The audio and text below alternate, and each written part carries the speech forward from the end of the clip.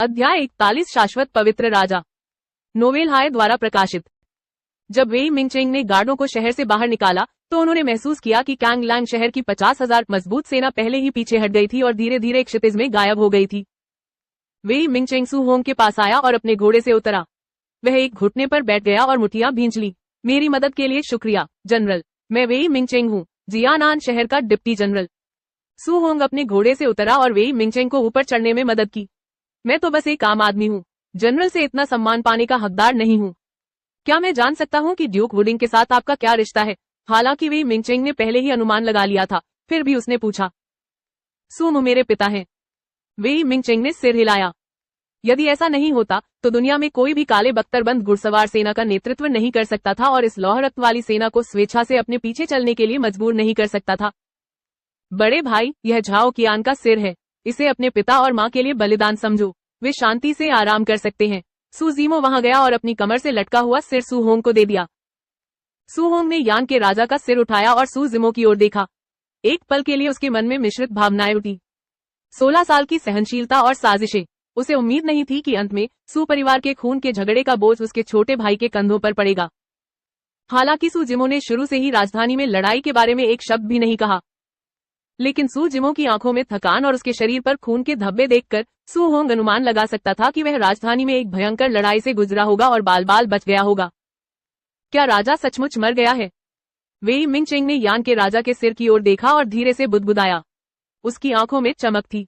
उसने सू होंग की ओर देखा और धीमी आवाज में कहा, जनरल सू, चूंकि यान के राजा की मृत्यु हो चुकी है, इसलिए हम जियानान शहर में राजगद्दी हासिल करने और ड्यूक वुडिंग का नाम साफ करने के लिए राजधानी लौटने में आपकी मदद करने को तैयार हैं। यद्यपि यान के राजा ने 16 वर्ष पहले इस त्रासदी को दबा दिया था, लेकिन कई सैनिकों को विश्वास नहीं था कि सू म्यू विद्रोह की योजना बनाएगा। उस समय सू म्यू के प्रभाव और स्थिति को देखते हुए यदि वह विद्रोह करना चाहता और सिंहासन पर दावा करना चाहता तो उसके पास बहुत सारे अवसर थे। जब अंकल झेंग और बाकी लोगों ने यह सुना तो उनके दिल की धड़कनें बढ़ गईं। अगर वह खुद को राजा घोषित करना चाहता था तो यही सबसे अच्छा समय था। यान का राजा मर चुका था और यान देश में अराजकता फैली हुई थी। इसके अलावा सू होंग ने इस युद्ध का इस्तेमाल जियानान शहर में अपनी प्रतिष्ठा बनाने के लिए किया था। राजा की उपाधि धारण करने के बाद सू होंग अपनी पहचान प्रकट करेगा। उस समय लॉर्ड वुडिंग के प्रभाव को देखते हुए यान देश के 16 शहरों में निश्चित रूप से ऐसे लोग होंगे जो सच्चे मन से उसके अधीन होंगे। यान देश को एकीकृत करना उसके लिए असंभव नहीं था। यह सोचकर अंकल झेंग ने धीमी आवाज में कहा, वरिष्ठ युवा मास्टर, यह एक दुर्लभ अवसर है। लियू यू और बाकी लोग भी सू होंग की ओर उम्मीद भरी नजरों से देख रहे थे, उसके जवाब का इंतजार कर रहे थे। सू जिमो ने अपनी राय जाहिर नहीं की। चाहे उसका बड़ा भाई कोई भी फैसला ले, वह बिना शर्त उसका समर्थन करेगा। कुछ पल की खामोशी के बाद सू होंग मुस्कुराया और अपना सिर हिलाया। आपकी दयालुता के लिए शुक्रिया। बस बात यह है कि मुझ सू होंग में ऐसी कोई महत्वाकांक्षा नहीं है। सबको निराश करने के लिए मुझे माफ करना। अंकल झेंग और बाकी लोगों को लगा कि उनकी दृष्टि धुंधली हो गई है। जनरल सू, वेई मिंगचेंग ने उन्हें फिर से मनाना चाहा, लेकिन सू होंग ने बीच में ही रोक दिया। सू होंग ने कहा, जब युद्ध छिड़ जाएगा तो केवल यान देश के निर्दोष नागरिक ही पीड़ित होंगे। तब तक मुझे नहीं पता कि कितने लोग अपने घर और परिवार खो देंगे। जैसा कि जीमो ने कहा, अगर मैं अपनी महत्वाकांक्षा को पूरा करने के लिए निर्दोष नागरिकों का बलिदान करता हूँ तो मेरे और लुओ तियानवू के बीच क्या अंतर है? कुछ देर रुकने के बाद सू होंग ने वेई मिंगचेंग की ओर मुट्ठी बांधी और कहा, जनरल वेई, मुझे अपने माता पिता के प्रति सम्मान प्रकट करने के लिए पिंगयांग टाउन लौटना है। हम यहीं से विदा लेंगे।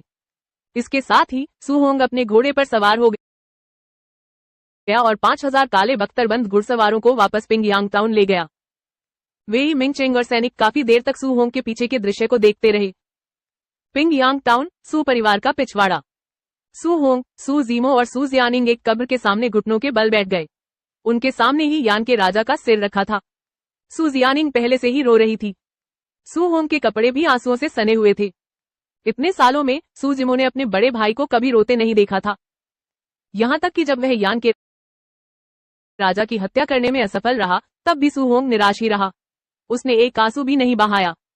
अब जब उसने बदला ले लिया था तो सू होंग के दिल में पिछले 16 सालों से जमा हुई नफरत और नाराजगी तुरंत बाहर आ गई। वह खुद को नियंत्रित नहीं कर सका। सू जिमो ने एक भी आंसू नहीं बहाया। कुछ देर घुटनों के बल बैठने के बाद वह चुपचाप उठा और सू परिवार के घर से निकलकर तुरंत खेती के लिए वापस चला गया। अंदर जाने के बाद सू जिमो की आंखों में निराशा की झलक दिखाई दी। खेती का खेत खाली था। दाईयू आसपास नहीं था। सुजीमो काफी देर तक उसी जगह खड़ा रहा। उसने गहरी सांस ली और मानो कोई फैसला ले लिया हो। वह वापस मुड़ा और सू परिवार के घर के पिछवाड़े में पहुंचा। उसने सोंग क्यू को देखा और बाहर चलने के लिए मुड़ा। सोंग क्यू ने देखा और जल्दी से उसका पीछा किया। दूसरे युवा गुरु, मेरे लिए आपके पास क्या निर्देश है? सोंग क्यू ने धीरे से पूछा। सुजीमो कुछ देर चुप रहा। उसने अपनी छाती से एक सुनहरा टोकन निकाला और उसे देते हुए कहा, यह स्काई ट्रेजर गोल्ड टोकन है। सोंग क्यू को झटका लगा। उसके लिए स्काई ट्रेजर गोल्ड टोकन बहुत दूर था। कई क्यूई शोधन योद्धा अपने जीवन काल में स्काई ट्रेजर कांस्य टोकन भी प्राप्त करने में सक्षम नहीं हो सकते हैं। स्काई ट्रेजर गोल्ड टोकन की तो बात ही छोड़ दे, जो 2 ग्रेड अधिक था। दूसरे युवा गुरु, आपका क्या मतलब है? सोंग क्यू ने जल्दी से पूछा। सुजीमो ने धीमी आवाज में कहा, मेरे बड़े भाई और बाकी लोगों के श्रद्धांजलि अर्पित करने के बाद सू परिवार के सभी सदस्यों को कैंगलैंग शहर ले आओ और थोड़ी देर के लिए स्काई ट्रेजर पवेलियन में छिप जाओ। चाहे कुछ भी हो जाए, बाहर मत आना। जहां तक 5000 काले बख्तरबंद घुड़सवारों की बात है, उन्हें पहले तितर बितर होने दो और एक साथ इकट्ठा ना होने दो। सोंग क्यू ने सुजीमो की अभिव्यक्ति इतनी गंभीर और उसका स्वर इतना धीमा कभी नहीं देखा था। सोंग क्यू को बेचैनी महसूस हुई और उसने फिर पूछा, दूसरे युवा गुरु, क्या कुछ हुआ है? क्या ऐसा हो सकता है कि सू परिवार के कुछ शक्तिशाली दुश्मन हो? राजधानी में मैंने कुछ क्यूई शोधन योद्धाओं को मार डाला और एक संप्रदाय को नाराज कर दिया। ज्यादा समय नहीं लगेगा जब यह संप्रदाय यहां तक पहुंच जाएगा। सुजीमो ने सच्चाई को छुपाना नहीं चाहा। राजधानी से भागने का सबसे बड़ा कारण यह था कि राजधानी में जॉयफुल कबीले से कोई फाउंडेशन स्थापना कल्टीवेटर नहीं था। आनंदमय कुल को इतना बड़ा नुकसान हुआ था, वे इसे कैसे चुपचाप सह सकते थे? संभवतः नींव स्थापना साधक पहले से ही पिंग यांग नगर की ओर दौड़ रहे थे और अब वे रास्ते में ही थे। सोंग क्यू को भी एहसास हुआ कि यह मामला कितना भयावह था। अगर कोई व्यक्ति किसी साधना पंथ को ठेस पहुंचाता तो उसकी मृत्यु ही सबसे अच्छा परिणाम होता। गंभीर मामलों में पूरे परिवार को दोषी ठहराया जाता। दूसरे युवा गुरु, आप कहाँ जा रहे हैं? क्या आपके लिए बेहतर नहीं होगा कि आप हमारे साथ स्काई ट्रेजर पवेलियन में चले और कुछ देर के लिए छिप जाएं? सोंग क्यू ने फिर पूछा। सुजीमो चुप रहा। सोंग क्यू का दिल बैठ गया। अचानक उसे एक संभावना सूझी और वह बोला, तुम मुझे यह मत बताओ कि तुम साधना संप्रदाय से फाउंडेशन एस्टेब्लिशमेंट कल्टीवेटर्स को रोकने वाले हो। सुजीमो ने धीरे से कहा, अगर मैं नहीं मरता तो वह साधना संप्रदाय हार नहीं मानेगा। सू परिवार हमेशा के लिए स्काई ट्रेजर पवेलियन में नहीं छिप सकता। एक बार सू परिवार के सदस्य खुद को दिखा दे तो उनका शिकार जरूर किया जाएगा और कोई भी बच नहीं पाएगा। इसके अलावा यान के राजा को मरे हुए 7 दिन हो चुके हैं। फाउंडेशन स्थापना साधकों की गति को देखते हुए वे जल्द ही यहाँ पहुंच जाएंगे। अगर उन्हें कोई नहीं रोकता है तो वे कैंगलैंग शहर के स्काई ट्रेजर पवेलियन तक पहुंचने से पहले सू परिवार तक जरूर पहुंच जाएंगे। लेकिन दूसरे युवा मास्टर, भाई सोंग, मुंह मत मोड़ो। हो सकता है मैं मरूं भी न, हो सकता है मैं उस संप्रदाय का सफाया भी कर दूं। सुजीमो मुस्कुराया और निश्चिंत होने का नाटक किया। सोंग क्यू ने अपने दिल में आह भरी और बोलना जारी नहीं रख सका। सोंग क्यू को पूरा यकीन था कि सुजीमो का फैसला सही था। हालांकि वह सू परिवार के सदस्यों की जान बचाने के लिए अपनी जान दांव पर लगा रहा था। फाउंडेशन स्थापना कल्टीवेटर्स को रोकने का मतलब निश्चित मृत्यु था। सुजीमो को बचने की कोई उम्मीद नहीं थी। सुजीमो ने अपनी छाती से एक थैला निकाला। यह एक हाथ वाले क्यूई शोधन योद्धा से छीना गया था। उसने उसे सोंग क्यूई के हाथों में थमा दिया और उसके कंधों पर थपथपाते हुए धीमी आवाज में कहा, सू परिवार, मैं इसे तुम्हारे ऊपर छोड़ता हूँ। इतना कहकर सुजीमो मुड़ी और चली गई। आसमान से बर्फ गिरने लगी। यह सर्दियों की शुरुआत की पहली बर्फबारी। अध्याय 42 शाश्वत पवित्र राजा। नोवेल हाय द्वारा प्रकाशित। हवा और बर्फ में सुजीमो कैंगलांग पर्वत श्रृंखला की ओर तेजी से दौड़ा। वह तेजी से चलता गया। उसकी आंखें साफ और दृढ़ थी। सुजीमो ने पिछले आधे महीने से अपनी आंखें बंद नहीं की थी। राजधानी में भीषण युद्ध के अलावा सुजीमो शारीरिक और मानसिक रूप से भी थक चुका था। हालांकि उसके शरीर में स्कारलेट फ्लेम फ्रूट का सार था, फिर भी उसकी मानसिक थकान दूर करना मुश्किल था। अगली लड़ाई उसके लिए असली परीक्षा होगी, जीवन और मृत्यु की परीक्षा। यदि सुजीमो एक साधारण क्यूई शोधन योद्धा होता तो वह निश्चित रूप से मर जाता। हालांकि सुजीमो ने महान जंगल के 12 दानव राजाओं की रहस्यमयी क्लासिक की साधना की। उसके जीतने की संभावना थी। डाई के शब्द सुजीमो के दिमाग में गूंजते रहे। राक्षसी साधक उच्च स्तर के विरोधियों को आसानी से मार सकते हैं। हालांकि आपकी वर्तमान क्षमता एक आधार स्थापना साधक की क्षमता से कहीं कमतर है, फिर भी यदि आप उसके करीब पहुंच सके तो आपके पास उसे मौके पर ही मारने का मौका होगा। निकट युद्ध क्षमता सुजीमो की सबसे बड़ी निर्भरता थी।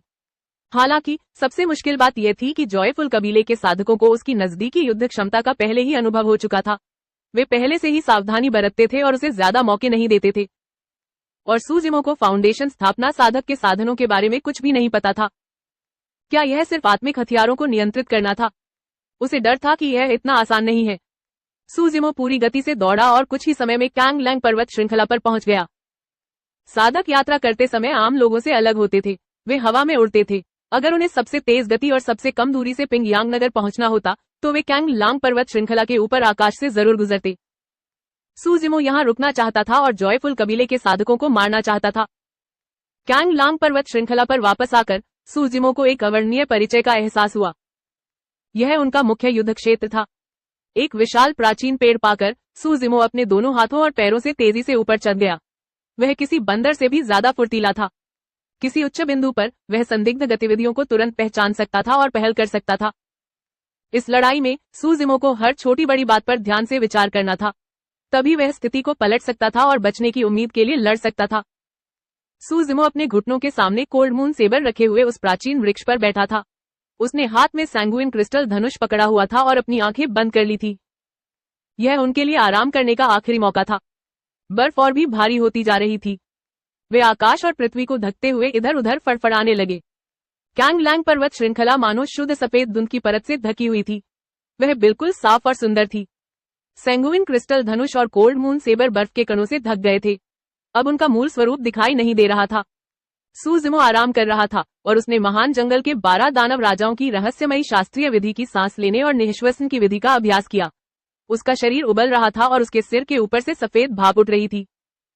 हालांकि सू जिमो का शरीर गर्म था, उसका दिल ठंडा होता जा रहा था। उसके पूरे शरीर से एक तीक्ष्ण, ठंडी और जानलेवा भावना निकल रही थी जो कैंग लैंग पर्वत श्रृंखला के हर कोने में व्याप्त थी। अचानक सू जिमो ने अपनी आंखें खोली और दूर तक देखा। दूर जंगल में चिड़ियों का एक झुंड किसी चीज से डर गया था। वे अपने पंख फड़फड़ाते हुए, तेज आवाजें निकालते हुए आकाश में उड़ गए। यह आता है। इस समय सू जिमो को कैंग लैंग पर्वत श्रृंखला पर पहुंचे हुए केवल 2 घंटे ही बीते थे। सू जिमो का शरीर हिल गया। वह उस पुराने पेड़ से नीचे उतरा और चुपचाप बर्फीली जमीन पर उतरा। उसने तरकश में बचे हुए 5 तीखे तीर निकाले, उन सभी को धनुष की डोरी पर चढ़ाया और चुपके से उस दिशा में चल पड़ा। आत्मा की नाव साधना जगत में सबसे आम उड़ने वाला आत्मा हथियार था। इसका लाभ यह था कि यह स्थिर और तेज था। इसके अलावा यह कई लोगों को ले जा सकता था। अभी कुछ समय पहले जॉयफुल कबीले की एक आत्मा नाव कैंग लैंग पर्वत श्रृंखला के ऊपर आकाश में प्रवेश कर गई और तेज गति से यात्रा की। आत्मा की नाव पर लगभग 100 लोग सवार थे। उनमें से ज्यादातर 8वें, 9वें या सिद्धक क्यूई शोधन योद्धा थे। आगे के 5 लोग आनंदमय कुल के बुजुर्ग थे। उनमें से 4 प्रारंभिक अवस्था के आधार स्थापना क्षेत्र में थे, जबकि आखिरी व्यक्ति मध्य अवस्था के आधार स्थापना क्षेत्र में था। आनंदमय कुल में किसी को केवल आधार स्थापना क्षेत्र साधक बनने के बाद ही बुजुर्ग की उपाधि प्रदान की जा सकती थी। इस बार सू जिमो का शिकार करने के लिए जॉयफुल कबीले ने अपनी लगभग आधी सेना जुटा ली थी। यह स्पष्ट था कि जॉयफुल कबीला इस मामले को बहुत महत्व देता था। अगर प्रतिद्वंद्वी कोई साधक होता, चाहे वह क्यूई शोधन योद्धा ही क्यों न हो, तो आनंदमय कुल को भी कुछ आशंकाएं होती। उन्हें डर था कि कहीं वे साधक के पीछे के संप्रदाय की शक्ति को भड़का न दे। आखिरकार आनंदमय कबीला तो एक छोटा सा संप्रदाय ही था, अन्यथा वह यान देश से, जो एक जागीरदार राज्य था, जुड़ ही नहीं पाता। हालांकि सू जिमो तो एक नश्वर प्राणी था। क्या उसने सोचा था कि सिर्फ एक मजबूत शरीर और कुछ मार्शल आर्ट जानने के कारण वह साधना संप्रदायों को भड़का सकता है? यदि सू जिमो की मृत्यु नहीं होती और यदि सू परिवार नष्ट नहीं होता, तो आनंदमय कबीला भविष्य में साधना जगत का उपहास का पात्र बन जाता। बड़े चेन, इस सू जिमो के नजदीकी युद्ध कौशल थोड़े डरावने हैं। हम आगे बढ़ने की बिल्कुल भी हिम्मत नहीं कर सकते। बड़े, आपको भी सावधान रहना होगा। उसे अपने पास मत आने देना। बगल में खड़ा एक क्यूई शोधन योद्धा चापलूसी भरे अंदाज में मुस्कुराया, मानो सद्भावनावश उसे याद दिलाना चाहता हो। अप्रत्याशित रूप से एल्डर चेन का चेहरा काला पड़ गया। उन्होंने धीरे से खर्राटे लिए और कहा, एक क्यूई शोधन योद्धा एक आधार स्थापना साधक के समान कैसे हो सकता है? क्या हमें आपको याद दिलाने की जरूरत है? एक अन्य बुजुर्ग ने व्यंग्य करते हुए कहा, यह तो बताने की जरूरत ही नहीं कि सू जिमो हमारे सामने है, वह हमारे करीब नहीं आ सकता। अगर वह हमारे करीब आ भी जाए तो वह हमें नुकसान नहीं पहुंचा सकता। हाँ हाँ हाँ, एल्डर गाओ सही कह रहे हैं। वह क्यूई शोधन योद्धा शर्मिंदा हुआ और माफी मांगते हुए मुस्कुराया। इस क्यूई शोधन योद्धा ने मानो कुछ सोच लिया हो। वह झिझक रहा था और कुछ कहना चाहता था, लेकिन रुक गया। बस वही कहो जो तुम कहना चाहते हो, एकमात्र मध्य स्तरीय फाउंडेशन स्थापना साधक ने हल्के से कहा। यह क्यूई शोधन योद्धा भयभीत लग रहा था और उसे एक डर सा लग रहा था। उसने कहा, बड़े कियान, इस लड़के के पास रक्त के रंग का एक बड़ा धनुष है। वह जो तीर चलाता है वह बहुत शक्तिशाली और तेज है। हालांकि सटीकता थोड़ी कमजोर है, लेकिन अगर दूरी कम हो तो मारक क्षमता भी बहुत भयानक होती है। बड़े लोगों, आपको सावधान रहना होगा। हाँ, एल्डर कियान मुस्कुराए। उनकी आंखों में उपहास की एक झलक उभरी, लेकिन उन्होंने कुछ नहीं कहा। दूसरी ओर एल्डर गाओ जोर से हंसे और बोले, तुम सब निकम्मे लोग हो। क्यूई शोधन योद्धा होने के नाते तुम लोग एक नश्वर के धनुष बाण से सचमुच बहुत डर गए हो। तुमने सचमुच पूरे संप्रदाय को शर्मिंदा कर दिया है। जब हम बाद में इस लड़के से मिलेंगे तो उसे तीर चलाने दो। देखो मैं इस लड़के के तीखे तीर को कैसे नष्ट करता हूँ। जैसे ही एल्डर गाओ की हंसी थमी, आत्मा की नाव के पास ही एक पुराने पेड़ के पीछे से एक आकृति अचानक प्रकट हुई। उसके हाथ में रक्त के रंग का एक बड़ा धनुष था। धनुष पूर्णिमा के समान चमक रहा था और तीर पहले से ही प्रत्यंचा पर था। ओह, यहाँ तो जानलेवा माहौल है। एल्डर कियान पहले तो स्पिरिट बोर्ड पर पालथी मारकर बैठे थे। अचानक उन्हें झटका लगा। उन्होंने अपना बैग पटका और एक ताबीज उनकी हथेली में आ गिरा। उन्होंने उसे कुचल दिया और साथ ही चिल्लाए, सावधान। स्वूश। हवा में तीखे तीरों की आवाज सुनाई दे रही थी। 5 तीखे तीर ठंडी रोशनी के साथ चमक उठे। लगभग तुरंत ही वे आनंदमय कुल के अनेक साधकों के सामने से निकल गए। 5 आनंदित कबीले के बुजुर्गों को सबसे पहले इसका खामियाजा भुगतना पड़ा। एल्डर चेन की प्रतिक्रिया बेहद तेज थी। लगभग उसी समय जब एल्डर कियान ने ताबीज को कुचला, उन्होंने भी एक ताबीज को कुचल दिया। उनके शरीर पर चमकती हुई प्रकाश की एक परत उभर आई। अन्य 2 बुजुर्गों ने सीधे अपनी उड़ती हुई तलवारें निकाली और उन्हें उनके सामने रख दिया। केवल बड़े गांव ही थे जो बेतहाशा हंस रहे थे। उनकी प्रतिक्रिया थोड़ी धीमी थी और उनकी आंखों में आश्चर्य की झलक थी। एल्डर गांव की आंखों में ठंडी रोशनी बढ़ती गई। पूफ। काली रोशनी की एक धार सीधे उसके सीने में घुसी और उसके शरीर से होकर बाहर निकल गई। एल्डर गांव के शरीर पर खून के छींटे पड़ गए। यद्यपि यह तीर उसके हृदय पर नहीं लगा, परंतु उस तीखे तीर की भयानक शक्ति ने घाव को तुरंत चीर दिया और एल्डर गांव के शरीर की सारी जीवन शक्ति नष्ट कर दी। एल्डर गांव स्पिरिट बोर्ड पर निश्चल खड़े थे। उनकी छाती और मुंह से खून बह रहा था। उनकी आंखों में कुछ उलझन और पछतावा था। उन्होंने धीरे से बुदबुदाया, कितना तेज तीर। एक फाउंडेशन स्थापना कल्टीवेटर मृत। अध्याय 43 शाश्वत पवित्र राजा। नोवेल हाय द्वारा प्रकाशित। कैंगलांग पर्वत श्रृंखला में 1 वर्ष तक जीवित रहने के बाद सूजिमो को युद्ध की गहरी समझ हो गई। युद्ध को प्रभावित करने वाले कई कारक थे। ताकत ही आधार थी, लेकिन वही एकमात्र कारक नहीं था। मौसम, मानसिकता, वातावरण, तैयारी और विभिन्न विवरण स्थिति को बदल देंगे और यहाँ तक कि अंतिम परिणाम को भी प्रभावित करेंगे। इस बार सूजिमो ने मौसम और अपनी पूर्व तैयारियों का लाभ उठाया। एक पक्ष तैयार नहीं था जबकि दूसरा पक्ष लंबे समय से इंतजार कर रहा था। इसके अलावा भारी बर्फबारी ने दृष्टि को अवरुद्ध कर दिया था और दृश्यता बहुत कम थी। जब तक आनंदमय कुल के साधक प्रतिक्रिया करते, 5 तीखे बाण पहले ही उनके सामने आ चुके थे। झंकार, झंकार, झंकार, झंकार। 5 बाणों में से 2 बाण आनंदित कुल के 2 वृद्धों की प्रकाश ढाल पर लगे। प्रकाश ढाल जोर से कंपन करने लगी, लेकिन तीखे बाण विक्षेपित हो गए। अन्य 2 तीर 2 आनंदित कबीले के बुजुर्गों की उड़ती तलवारों द्वारा अवरुद्ध कर दिए गए। हालांकि एल्डर गांव को लगे तीर ने कई जॉयफुल कबीले के साधकों को विनाशकारी क्षति पहुंचाई थी। एल्डर गांव, जो प्रारंभिक अवस्था के फाउंडेशन स्थापना क्षेत्र में थे, अचानक पकड़े गए और तीर से मारे गए। इस तीर की शक्ति कम नहीं हुई, क्योंकि यह पीछे की ओर जा रहा था। आत्मा की नाव बड़ी नहीं थी। 100 से ज्यादा ची शोधन योद्धा 5 पंक्तियों में बंटे हुए थे और 5 बुजुर्गों के पीछे खड़े थे। बुजुर्ग गांव के पीछे 20 ची शोधन योद्धा खड़े थे। यहाँ तक कि फाउंडेशन स्थापना साधकों ने भी समय पर प्रतिक्रिया नहीं की। उनके पीछे क्यूई शोधन योद्धाओं की तो बात ही छोड़ दीजिए। 20 क्यूई शोधन योद्धाओं ने इस तीखे तीर को देखा तक नहीं। उन्हें अपनी छाती में दर्द महसूस हुआ और उनके शरीर की ऊर्जा तेजी से खत्म हो गई। उनकी आंखें धुंधली पड़ गई और वे आत्मा की नाव से गिर पड़े। इस बाण की शक्ति बहुत प्रबल थी। 21 साधकों के मांस और रक्त को भेदते हुए भी उसमें ऊर्जा बची रही। वह एक विशाल प्राचीन वृक्ष से टकराया और तीर की पूंछ जोर से हिल रही थी। एक फाउंडेशन स्थापना साधक सहित कुल 21 साधकों को सूजिमो ने एक तीर से मार डाला। यह वही है। यह सूजिमो है। आत्मा नाव पर कुछ क्यूई शोधन योद्धाओं ने सूजिमो को पहचान लिया और चिल्लाए, आत्मा की नाव को वापस ले जाओ और इस व्यक्ति को मार डालो। बुजुर्ग कियान क्रोधित हो गए और सख्ती से चिल्लाए। यद्यपि इस बाण से चारों आधार स्थापना साधकों को कोई चोट नहीं पहुंची, फिर भी इससे उनमें भय का भाव बना रहा। यदि उन्होंने थोड़ी धीमी प्रतिक्रिया की होती तो अब तक वे मर चुके होते। स्वूश, स्वूश, वूश। आत्मा की नाव पर सवार कई क्यूई शोधन योद्धा हवा में उठे। उन्होंने अपने आत्मिक हथियार निकाले और उसी समय सूजिमो पर हमला कर दिया। एक पल में आध्यात्मिक प्रकाश हवा में चमक उठा, चकाचौंध और चकाचौंध। तलवार क्यूई पाले की तरह थी, हवा और बर्फ को चीरती हुई आकाश और धरती को ढंक रही थी। बेशक सूजिमो को नहीं लगता था कि उसके पास एक पूरे संप्रदाय से लड़ने की ताकत है। बस अब वह भाग्यशाली था कि उसका तीर एक फाउंडेशन स्थापना साधक को मार सकता था। 5 तीर चलाने के बाद सूजिमो ने बिना किसी हिचकिचाहट के तुरंत दूर भाग गया। जल्दी दोनों आनंदित कबीले के बुजुर्गों ने एक साथ हमला किया। उनकी उड़ती तलवारों पर आध्यात्मिक प्रकाश की एक किरण टिमटिमा रही थी। जैसे ही वे सूजिमो के सिर के पिछले हिस्से में घुसे, वे अचानक बहुत तेज गति से आए। तलवार के पहुंचने से पहले सूजिमो को अपने सिर में झुंझुनी महसूस हुई, क्योंकि हड्डियों को चीरती ठंड ने उसके शरीर पर आक्रमण कर दिया था। हम लापरवाही से नहीं लड़ सकते। सूजिमो को एहसास हुआ कि भले ही वह फाउंडेशन एस्टेब्लिशमेंट कल्टिवेटर्स की उड़ती तलवारों को रोकने के लिए अपनी पूरी ताकत लगा दे, लेकिन वह संभवतः गंभीर रूप से घायल हो जाएगा। एल्डर चेन ने अपने बैग से एक लंबा बैनर निकाला। वह हवा में लहरा रहा था। पट्टीदार बैनर पर एक नग्न महिला का चित्र था। वह मनमोहक और मोहक थी।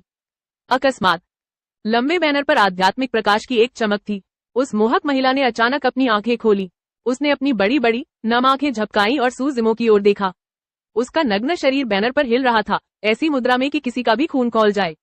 यह बेहद मोहक और मनमोहक था। सूजिमो ने अपनी आंखों के कोने से बस एक नजर डाली।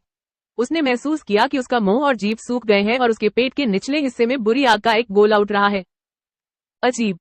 सूजिमो का दिल धड़क उठा। उसकी हिम्मत नहीं हुई कि वह आगे देख सके। वह जंगल में मुड़ता घूमता आगे बढ़ता रहा। पीछे से उसकी ओर आ रहे कई आत्मिक हथियारों से बचता रहा। यह केवल इस क्षण था जब सूजिमो ने वास्तव में उन परिवर्तनों का अनुभव किया जो उसकी आत्मा की धारणा ने उसके लिए लाए थे। निष्पक्ष रूप से कहें तो यदि वह किसी साधक के विरुद्ध आमने सामने लड़ता तो उसकी आत्मा बोध की सहायता स्पष्ट नहीं होती। हालांकि इतने सघन आक्रमण के सामने आकाश चकाचौंध कर देने वाली आध्यात्मिक ज्योतियों और तलवारों और कृपाणों की ध्वनि से भर गया, जो धातु और टूटे हुए पत्थरों को भेद रही थी। चाहे दृष्टि हो या श्रवण, सब कुछ बुरी तरह प्रभावित हुआ। यदि सूजिमो ने अपनी ओर आती हुई उड़ती हुई तलवार देखी भी और उसे चकमा देना चाहा, तो भी बहुत देर हो चुकी होगी। हालांकि आत्मा की धारणा अलग थी। वह खतरे को भांप सकता था और उसे देखे या सुने बिना ही टाल सकता था। सूजिमो को देखने या सुनने की जरूरत नहीं थी। तलवारों और कृपाणों की घनी चमक से बचने के लिए वह पूरी तरह से एक अवर्णनीय इंद्रिय पर निर्भर था। अभी अभी सूजिमो ने एक साथ 5 तीर छोड़े, क्योंकि उसे एहसास हुआ कि एक बार वार करने के बाद दूसरा पक्ष उसे तीर चलाने का दूसरा मौका नहीं देगा। आधी हकीकत। हमलों की बौछार के बीच अगर सूजिमो एक पल के लिए भी रुकता तो उसकी मौके पर ही मौत हो जाती। तीर चलाने की तो बात ही छोड़ दीजिए। फुफ, वाह, फुफ, एक दिल को झकझोर देने वाली आवाज गूंजी। सूजिमो का दिल धड़क उठा और उसने खुद को जबरदस्ती वहीं रोक लिया। उसने अपना कोल्ड मून सेबर निकाला और उसे घुमाकर अपनी ओर आती दर्जनों उड़ती तलवारों को पीछे हटा दिया। उड़ती तलवारों से शक्ति पाकर उसका शरीर झुक गया और दूसरी ओर गिरकर जमीन पर लुढ़कने लगा। धमाका। एक जोरदार धमाका हुआ।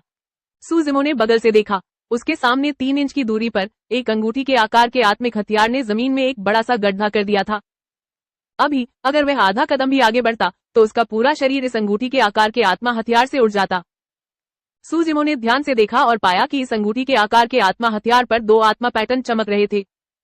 मध्यम श्रेणी का आत्मा हथियार। यह देखकर कि सूजिमो ने उनके लंबे समय से प्रतीक्षित घातक प्रहार को चकमा दे दिया था, एल्डर कियान ने ठंडी सांस ली और अंगूठी के आकार के आत्मिक हथियार को नियंत्रित कर एक बार फिर सूजिमो की ओर हमला किया। सूजिमो जमीन पर रेंग रहा था, अपने दोनों हाथों और पैरों का इस्तेमाल करके जमीन के पास पहुंच रहा था। उसका शरीर अजगर जैसा कमजोर और फुर्तीला था। जैसे ही वह बर्फीली जमीन पर फिसला, उसने अपने पीछे एक घुमावदार निशान छोड़ दिया। यह देखकर कि उड़ती हुई तलवारें सूजिमो पर वार करने वाली हैं, उसने अपने शरीर को अजीब तरह से घुमाया और उन्हें बाल बाल बचा लिया। हालांकि उसकी गति में जरा भी कमी नहीं आई। कई किसान तो और भी अधिक निराश हो गए तथा उनके हमले और भी भयंकर हो गए। Boom boom boom. आत्मा का हथियार चूक गया और लगातार जमीन पर टूटता रहा, कई बार सूजिमो को छूता हुआ।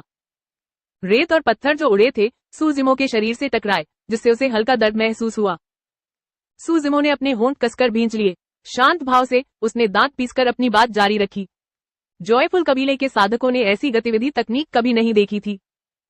कभी वह सर पर दौड़ते घोड़े की तरह होता, कभी वह जमीन पर उछलते बंदर की तरह होता और कभी वह घास नोचते अजगर की तरह होता। सूजिमो की शारीरिक योग्यता कई साधकों के ज्ञान से कहीं अधिक थी। यहाँ तक कि आत्मिक जानवर जो अपने मजबूत भौतिक शरीर के लिए जाने जाते थे, वे भी ऐसा नहीं कर सके। बेटे, आज तो तुम मर ही जाओगे, देखते हैं तुम कहाँ भाग सकते हो, एल्डर चेन गुस्से से चिल्लाया। उसने अपने हाथों में लंबा बैनर लहराया। बैनर पर बैठी चुलबुली महिला ने अपना मुंह खोला और धीरे से गुलाबी धुंध का एक झोंका छोड़ा। किसने सोचा होगा कि अब हवा और बर्फ इतनी तेज होगी। जैसे ही गुलाबी कोहरा बाहर निकला, हवा और बर्फ उसे उड़ा ले गई। इसके बजाय वह आनंदमय कुल क्यूई शोधन योद्धाओं की दिशा में बह गया। कई क्यूई शोधन योद्धा अचानक से गुलाबी कोहरे से प्रभावित हो गए और उसमें डूब गए। उनके चेहरे तुरंत लाल हो गए और वे जोर जोर से हाँफने लगे। हवा में ही उनका संतुलन बिगड़ गया और वे गिरने ही वाले थे। सबने जल्दी से अपने थैलों से अमृत निकाला और गटक लिया। तब जाकर उन्हें थोड़ा आराम महसूस हुआ। हालांकि एल्डर चेन का स्पिरिट बैनर एक निम्न स्तरीय स्पिरिट हथियार था, फिर भी वह प्रतिद्वंद्वी के मन पर असर डाल सकता था। अभी उससे निकलने वाला गुलाबी कोहरा उसका तुरुप का पत्ता था। यदि मध्य अवस्था का फाउंडेशन स्थापना साधक सावधान नहीं रहा तो उसे भारी नुकसान उठाना पड़ सकता है। एल्डर चेन को उम्मीद नहीं थी कि उनके तुरुप के पत्ते से सूजिमो को चोट नहीं लगेगी, बल्कि इससे उनके पक्ष में भारी गड़बड़ी हो गई। यह देखकर एल्डर कियान गुस्से से चिल्लाया, मूर्ख, अपना घटिया झंडा हटाओ और इस लड़के का आज्ञाकारी ढंग से पीछा करो। वह ज्यादा देर तक टिक नहीं पाएगा। एल्डर चेन का चेहरा भद्दा था। उसने हर बात का दोष सूजिमो पर मर दिया और उसके दिल में हत्या का इरादा और भी मजबूत हो गया। अध्याय 44 शाश्वत पवित्र राजा। नोवेल हाय द्वारा प्रकाशित। आनंदमय कबीला अस्त व्यस्त था। सूजिमो में स्फूर्ति आ गई। वह उछल पड़ा, दिव्य अश्वगति तकनीक का प्रयोग किया और तिरछे आगे की ओर दौड़ पड़ा। बुजुर्ग कियान और बाकी लोग तेजी से उसके पीछे भागे। कुछ ही दूरी पर एक खड़ी पहाड़ी चोटी थी। एल्डर कियान और बाकी लोगों की आंखें चमक उठी। सूजिमो को उड़ना नहीं आता था। अगर उसे इस पर्वत शिखर को पार करना था तो उसे जरूर कोई रास्ता बदलना होगा। ऐसे में वे सूजिमो को घेरने का मौका पा सकते थे। वे उसे जीवित भी पकड़ सकते हैं। हालांकि जॉयफुल कबीले को हैरानी इस बात से हुई कि सूजिमो ने अपनी गति कम नहीं की, न ही उसने अपनी दिशा बदली। वह सीधे आगे की पर्वत चोटी की ओर दौड़ा। क्या ऐसा हो सकता है कि यह व्यक्ति मौत को दावत दे रहा है और खुद को मारना चाहता है? एक क्यूई शोधन योद्धा ने बुदबुदाया। जैसे ही उसने अपनी बात समाप्त की, एल्डर चेन ने आश्चर्य से धीमी चीख मारी। जब सूजिमो पर्वत शिखर पर पहुंचे तो उनकी आकृति वास्तव में रहस्यमय तरीके से गायब हो गई। आनंदित परिवार आगे बढ़ा और देखने लगा कि पहाड़ की तलहटी में एक गुफा है। अंदर गहरा अंधेरा था, मानो कोई क्रूर राक्षसी जानवर खून से लथपथ मुंह खोले जमीन पर पड़ा हो और आनंदित कबीले के लोगों के अंदर आने का इंतजार कर रहा हो। सूजिमो वास्तव में इस गुफा में भाग गया। गुफा अंधेरी और उदास थी। जगह संकरी और छोटी थी। चाहे वे ची शोधन योद्धा हों या आधार स्थापना साधक, वे हवा में उड़ नहीं सकते थे। इसका मतलब था कि जॉयफुल कबीले के पास अब कोई फायदा नहीं था और सूजिमो बेहद खतरनाक हो गया था। वह उन्हें मार भी सकता था। अचानक आनंदित कबीले के दिलों पर धुंध की एक परत छा गई। यह एक बेहद निराशाजनक स्थिति होनी चाहिए थी, लेकिन किसी अज्ञात कारण से सभी को ऐसा लग रहा था कि उन्हें नाक से खींचा जा रहा है। क्या उन्हें पीछा करना चाहिए? यदि उन्होंने ऐसा किया तो उन्हें कैसे पीछा करना चाहिए?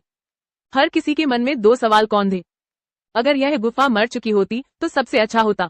जब तक सब लोग गुफा के प्रवेश द्वार पर पहरा देते, सूजिमो कुछ ही देर में भूख से मर जाती। हालांकि अगर यह पर्वत शिखर में केवल एक सुरंग होती तो सूजिमो बहुत पहले ही भाग गया होता अगर जॉयफुल कबीला यहाँ पहरा दे रहा होता। इससे भी ज्यादा परेशानी की बात यह थी कि अगर इस गुफा में कोई और रास्ता होता तो जॉयफुल कबीले के सदस्यों को पता ही नहीं होता कि वह कहाँ है। अगर वे अलग हो जाते तो सूजिमो उन्हें आसानी से हरा देता। हालांकि यदि वे बाहर निकलने का रास्ता ढूंढने के लिए एक साथ इकट्ठा होते तो एक बार गलत दिशा में चले जाने पर सूजिमो बहुत पहले ही गायब हो चुका होता। मादरचोद, इस नीच आम आदमी को, एल्डर चेन ने दांत पीसते हुए शाप दिया। एल्डर कियान ने एक क्षण सोचा, फिर दांत पीसते हुए कहा, पीछा करो। थोड़ी देर रुकने के बाद एल्डर कियान ने आगे कहा, चेन बिन, हमारे पास सुरक्षात्मक ताबीज हैं। अगर सूजिमो हमारे करीब भी आ जाए तो भी वह हमारी सुरक्षा को भेद नहीं पाएगा। हम आगे आगे चलेंगे और गोंग लियांगजिंग और लू वेनचेंग की रक्षा करेंगे। गोंग लियांगजिंग और लू वेनचेंग आनंदमय कुल के अन्य दो बुजुर्ग थे। हालांकि वे आधार स्थापना साधक थे, उनके पास कोई ताबीज नहीं था और वे केवल निम्न श्रेणी के आत्मिक हथियारों को ही नियंत्रित कर सकते थे। साधना जगत में आधार स्थापना साधकों के लिए बिना ताबीज के निम्न श्रेणी के आत्मिक हथियारों को नियंत्रित करना आम बात थी, विशेष रूप से आनंदपूर्ण कुल जैसे छोटे संप्रदाय में। यही कारण था कि कीमियागर, शस्त्र शोधन गुरु, तावीज गुरु और व्यूह रचना गुरु को साधना जगत में विशेष दर्जा प्राप्त था। यदि कोई ऐसा शस्त्र शोधन गुरु होता जो मध्यम श्रेणी के आत्मिक शस्त्रों का शोधन कर सकता तो अनेक फाउंडेशन स्थापना साधक उनके मित्र बनने और उनके लिए आत्मिक पत्थरों का आदान प्रदान करने के लिए द्वार तोड़ देते। एल्डर कियान और एल्डर चेन के शरीर प्रकाश की एक परत से चमक रहे थे। वे गुफा में सबसे पहले दाखिल हुए। उनके ठीक पीछे बाकी जॉयफुल कबीले के लोग भी थे।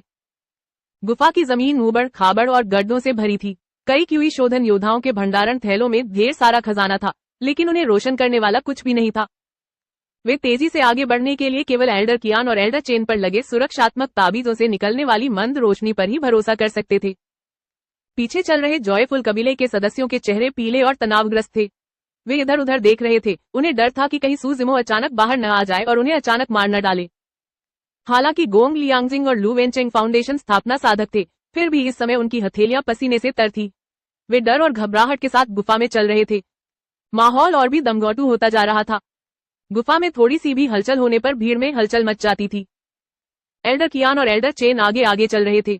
सबसे पहले उन्होंने अपने पैरों पर ध्यान दिया, फिर अपनी बगलों पर। हालांकि उन्होंने सिर उठाकर देखने की कोशिश नहीं की। अवचेतन रूप से सभी को लगा कि सूजिमो हवा में उड़ नहीं सकता। स्वाभाविक रूप से उसका उनके सिर के ऊपर प्रकट होना असंभव था। हालांकि वे कुछ भूल गए थे। यह एक गुफा थी। गुफा के ऊपर एक पत्थर की दीवार थी। इस समय एक व्यक्ति पत्थर की दीवार से कसकर चिपका हुआ था। उसने आंखें मूंद ली और अपने पास से गुजर रहे जॉयफुल कबीले के सदस्यों को ठंडी नजरों से देखा। अचानक एल्डर कियान वहीं रुक गए और धीमी आवाज में बोले, कुछ गड़बड़ है। खून की तेज गंध आ रही है। यह लड़का पास में ही है। इससे पहले कि वह अपनी बात पूरी करता, गुफा के अंधेरे को चीरती हुई एक तलवार की चमक फैल गई। पूफ! एक बड़ा सा सिर उड़कर ऊपर आया और भीड़ में ताजा खून फैल गया। जॉयफुल कबीले के सदस्यों में कोहराम मच गया। बड़े लू मर गए हैं। कहाँ है वह? हमारे ऊपर! आह! एक और करुण चीख सुनाई दी। एक क्यूई शोधन योद्धा की मौके पर ही मौत हो गई। इससे पहले सूजिमो ने शेष 4 आधार स्थापना साधकों की परीक्षा लेने के लिए 5 बाण छोड़े थे। उनमें से 2 के पास वज्र तावीज जैसे रक्षात्मक साधन थे। उनकी वर्तमान ताकत को देखते हुए उनके लिए उन्हें तोड़ना असंभव था। इसलिए सूजिमो की कृपाण लू वेनचेंग और गोंग लियांगजिंग पर लक्षित थी, जिनके पास कोई सुरक्षात्मक ताबीज नहीं था। हालांकि गोंग लियांगजिंग ज्यादा सतर्क था। जैसे ही एल्डर कियान अचानक रुका, उसे एहसास हुआ कि कुछ गड़बड़ है। वह अपनी इज्जत की परवाह किए बिना तुरंत नीचे झुका और जमीन पर लेट गया। वह किसी तरह उस मुसीबत से बच निकला। सूजिमो पत्थर की दीवार से नीचे कूद गया। जब उसने पीछा करना चाहा, तो गोंग लियांगजिंग पहले ही एल्डर कियान और एल्डर चेन के पीछे भाग गया था। उसके पसीने छूट। इस समय सूजिमो क्यूई शोधन योद्धाओं की भीड़ के बीच उतरा। संकरी और छोटी गुफा में आनंदमय कुल के क्यूई शोधन योद्धाओं के पास बचने के लिए ज्यादा जगह नहीं थी। उनमें से कुछ तो घबराहट में सूजिमो से भी टकरा गए। अंधेरे में सूजिमो ठंडी हंसी हंसने लगा। हा, ये कुछ लोग मुझे मारने के लिए काफी नहीं है। Poof poof poof! सूजिमो को देखने की भी जरूरत नहीं पड़ी। उसने कोल्ड मून सेबर को हाथ में लिया और उसे यूं ही लहरा दिया। क्यूई रिफाइनमेंट योद्धा तो मौके पर ही मारा जा सकता था। क्यूई शोधन योद्धाओं की दयनीय चीखों के साथ रक्त लगातार चमक रहा था और हर जगह बिखर गया। इस गुफा में सूजिमो भेड़ों के झुंड में एक बाघ की तरह था। उसने बाएं दाएं वार किए और तांडव मचाया। आनंदमय कुल के क्यूई शोधन योद्धाओं में जवाबी कार्रवाई करने की बिल्कुल भी क्षमता नहीं थी। यहाँ तक कि बच निकलना भी एक असाधारण आशा थी। यह जॉयफुल कबीले पर लक्षित एक घात था। इसे एकदम सही कहा जा सकता है। सूजिमो ने कैंगलैंग पर्वत श्रृंखला के इलाके से अपनी परिचितता का उपयोग किया और सफलतापूर्वक दूसरे पक्ष को गहरी और अंधेरी गुफा में ले जाने में सफल रहा। किसानों का लाभ न्यूनतम हो गया, जबकि सूजिमो का लाभ अधिकतम हो गया। आनंदित कुल के तीनों बुजुर्ग जमीन पर जड़वत खड़े रहे। उनके माथे पर पसीना आ गया, लेकिन उन्होंने कोई कदम नहीं उठाया। ऐसा नहीं था कि वे ऐसा नहीं चाहते थे। ऐसा इसलिए था क्योंकि सूजिमो भीड़ में इधर उधर आ जा रहा था। उसकी हरकतें फुर्तीली और तेज थी। गुफा में रोशनी बहुत कम थी। एक बार उन्होंने कोई हरकत की तो वे गलती से संप्रदाय के अनुयायियों को जरूर चोट पहुंचा सकते थे। यह देखकर कि संप्रदाय के अनुयायी कम होते जा रहे हैं, एल्डर कियान की आंखों में निर्दयता की चमक आ गई। उन्होंने धीमी आवाज में कहा, कार्रवाई करो। क्या? दोनों बुजुर्ग चौंक गए। मैंने कहा, कार्रवाई करो। एल्डर कियान ने ठंडे स्वर में कहा, हमें इतनी परवाह नहीं है। अगर हम गलती से संप्रदाय के अनुयायियों को चोट भी पहुंचा दें, तो यह इस लड़के के हाथों मरने से तो बेहतर ही है। अध्याय 45 शाश्वत पवित्र राजा। नोवेल हाय द्वारा प्रकाशित। अंधेरे में आनंदमय कुल के तीनों बुजुर्ग उदास और अनिश्चित दिख रहे थे। लगभग एक ही समय पर तीनों ने अपने आत्मिक हथियार निकाल लिए। 2 निम्न श्रेणी के थे और एक मध्यम श्रेणी का। स्वूश स्वूश स्वूश! आत्मा के हथियार चमकते हुए आगे बढ़ रहे थे और उनसे एक ठंडी जानलेवा आभा निकल रही थी। Poof poof! 2 आनंदित कुल के शिष्यों को अचानक पकड़ लिया गया और एल्डर कियान तिकड़ी के आत्मिक हथियारों द्वारा उन्हें मौके पर ही मार दिया गया। आत्मा के हथियार यही नहीं रुके, वे सीधे सूजिमो के महत्वपूर्ण बिंदुओं पर हमला करने लगे। गुफा में जगह संकरी थी और जॉयफुल कबीले के लोगों के लिए बचने की ज्यादा जगह नहीं थी। हालांकि इसका मतलब था कि सूजिमो की गतिविधियां भी बहुत सीमित थी। सूजिमो को उम्मीद नहीं थी कि जॉयफुल कबीले के 3 बुजुर्ग इतने निर्दयी और निर्णायक होंगे। उन्होंने अपने शिष्यों की सुरक्षा की परवाह न करते हुए जोरदार हमला किया। सूजिमो ने अपना सिर झुकाया और उस अंगूठी के आकार के आत्मिक हथियार से बच निकला जो उसके लिए सबसे बड़ा खतरा था। उसने अपना शरीर नीचे किया और एक और उड़ती हुई तलवार से बच निकला। एक बैकहैंड वार से उसने अपने सामने खड़े क्यूई शोधन योद्धा पर वार किया। पूफ! हालांकि उसी समय इस क्यूई शोधन योद्धा की छाती से अचानक एक ठंडी रोशनी निकली। उसकी छाती से एक और उड़ती हुई तलवार निकली और सीधे सूजिमो के गले पर जा लगी। यह बहुत करीब था। इस दूरी पर सूजिमो के पास चकमा देने का बिल्कुल भी समय नहीं था। सूजिमो ने अवसर का लाभ उठाते हुए अपने कोल्ड मून सेबर को वापस ले लिया और इस उड़ती हुई तलवार को रोक दिया। झंकार! तलवार और कृपाण के टकराने की आवाज सुनाई दे रही थी और चारों तरफ चिंगारियां उड़ रही थी। सूजिमो का पूरा शरीर जोर से कांप उठा। उसके अंगूठे और तर्जनी के बीच की झिल्लियां फट गई और खून बह रहा था। कोल्ड मून कृपाण उसके हाथों से लगभग उड़ गया। लड़ाई की शुरुआत से ही सूजिमो फाउंडेशन एस्टेब्लिशमेंट कल्टीवेटर्स के साथ सीधे मुकाबला करने से बच रहे थे। यह सच है कि फाउंडेशन एस्टेब्लिशमेंट कल्टीवेटर्स द्वारा नियंत्रित उड़ती तलवार की शक्ति ऐसी चीज नहीं थी जिसे उसका वर्तमान भौतिक शरीर झेल सके। सूजिमो का पूरा दाहिना हाथ सुन्न हो गया था और वह उस समय कोई ताकत नहीं लगा पा रहा था। प्रारंभिक अवस्था के फाउंडेशन स्थापना साधकों द्वारा नियंत्रित निम्न श्रेणी के आत्मिक हथियार की शक्ति पहले से ही इतनी प्रबल थी। अगर वह एल्डर कियान के अंगूठी के आकार के मध्यम श्रेणी के आत्मिक हथियार से सीधे भिड़ जाता तो सूजिमो तुरंत ही अपंग हो सकता था। बेशक सूजिमो का प्रहार पूरी तरह से बेकार नहीं था। एल्डर चेन की उड़ती तलवार को सूजिमो की छाती में छेद कर देना चाहिए था, लेकिन कोल्ड मून सेबर से यह थोड़ा विक्षेपित हो गई और सूजिमो के कंधे में छेद कर गई, जिससे खून बहने लगा। लड़ाई शुरू होने के बाद से यह पहली बार था जब सूजिमो को चोट लगी थी। उनके कंधे का दर्द असहनीय था और वह अपने बाएं हाथ का इस्तेमाल भी मुश्किल से कर पा रहे थे। बहुत मजबूत! सूजिमो मन ही मन हैरान हो गया। यहाँ तक कि एक सिद्धर क्यूई शोधन योद्धा के सामने भी सूजिमो उसके साथ सीधे मुकाबला कर सकता था और बिना किसी चोट के बाहर आ सकता था। लेकिन भले ही वह फाउंडेशन स्थापना के शुरुआती चरण में ही था, उसकी ताकत पहले ही एक भयानक स्तर तक पहुंच चुकी थी। सौभाग्य से हालांकि सूजिमो का दाहिना हाथ दर्द और सुन्न था, फिर भी उसे ज्यादा चोट नहीं लगी। थोड़ी देर आराम करने के बाद वह लड़ाई जारी रख सका। सूजिमो अब यहाँ और रुकने की हिम्मत नहीं जुटा पाया। उसने पलटकर माउंटेन लीन का इस्तेमाल करके अपने सामने खड़े कुछ क्यूई रिफाइनमेंट योद्धाओं को खदेड़ दिया। फिर उसने अपनी चाल का इस्तेमाल किया और गुफा से तेजी से बाहर निकल गया। सूजिमो को अंदाजा नहीं था कि इस पल एल्डर कियान और बाकी दोनों और भी ज्यादा हैरान थे। उनके चेहरों पर अविश्वास साफ झलक रहा था। मरा नहीं! उसने वास्तव में ओल्ड चेन की तलवार को रोक दिया। वह कैसे संभव है? वह सचमुच जीवित है और सक्रिय है। क्या उसमें भागने की भी ताकत है? एल्डर कियान ने तुरंत निर्णय लिया और चिल्लाया, जल्दी से उसका पीछा करो। यह लड़का घायल है, वह ज्यादा दूर नहीं भाग सकता। तीनों बुजुर्ग सबसे पहले उसके पीछे दौड़े। आनंदमय कुल के बचे हुए क्यूई शोधन योद्धा भी उसके पीछे दौड़ पड़े। वे सचमुच इस गुफा में एक पल भी और नहीं रुकना चाहते थे। गुफा में प्रवेश करने से पहले वहां 80 से ज्यादा क्यूई शोधन योद्धा थे। अब उनमें से केवल 50 से ज्यादा ही बचे थे। उनमें से ज्यादातर सूजिमो के हाथों मारे गए। उनमें से कुछ संप्रदाय के बुजुर्गों के हाथों मारे गए। वास्तव में हर कोई अपने दिल में स्पष्ट रूप से जानता था कि इस यात्रा का परिणाम चाहे जो भी हो, जॉयफुल कबीला पहले ही हार चुका था। 5 आधार स्थापना साधकों ने 100 से ज्यादा ची शोधन योद्धाओं का नेतृत्व किया। संप्रदाय की लगभग आधी शक्ति एक नश्वर का पीछा करने के लिए जुटाई गई थी। फिर भी उनमें से लगभग आधे मारे गए। 2 बुजुर्ग मर चुके थे। बचे हुए क्यूई शोधन योद्धा भी सदमे और अकथनीय भय की स्थिति में थे। हमें उसे मारना होगा, एल्डर कियान ने दांत पीसते हुए कहा। उसका चेहरा उदास था। एल्डर चेन के चेहरे पर एक क्रूर भाव प्रकट हुआ। उन्होंने गुस्से से कहा, अगर हम उसे जिंदा पकड़ ले तो सबसे अच्छा होगा। मैं चाहता हूँ कि वह जिंदगी भर तड़पता रहे। फिर मैं उसकी हड्डियों को पीसकर उसकी राख बिखेर दूंगा और उसके शरीर के हजारों टुकड़े कर दूंगा। हम उस सू परिवार को भी नहीं छोड़ सकते। उन्हें तब तक मार डालो जब तक उनका खून नदी की तरह न बहने लगे। किसी को भी जिंदा न छोड़ो, गोंग लियांगजिंग ने ठंडे स्वर में कहा। आनंदमय कबीले के सभी लोग गुफा से बाहर निकल आए। हालांकि बाहर अभी भी भारी बर्फबारी हो रही थी, फिर भी उनके सामने का दृश्य अचानक साफ हो गया।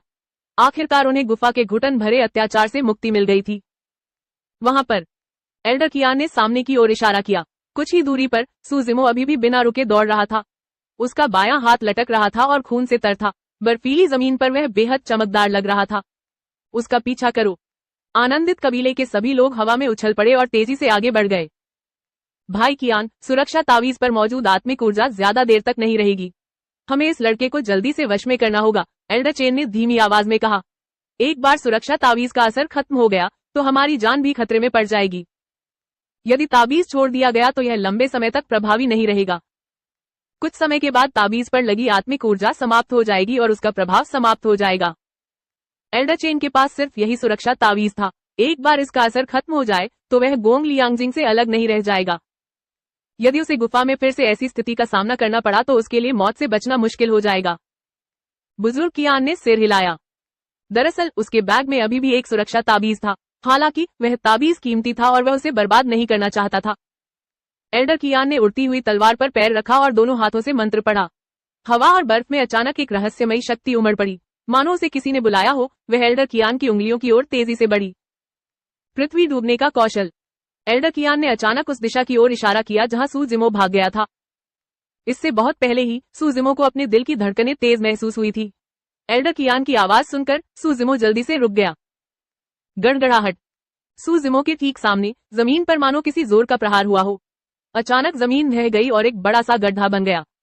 यदि सू जिमो तैयार नहीं होता तो उसके पैर जवाब दे जाते और वह सीधे इस गहरे गड्ढे में गिर जाता। यह क्या है? सू जिमो की आंखें घबराहट से भर गईं। उसे लंबे समय से उम्मीद थी कि फाउंडेशन एस्टेब्लिशमेंट कल्टीवेटर्स के पास कुछ रहस्यमयी तरीके होंगे।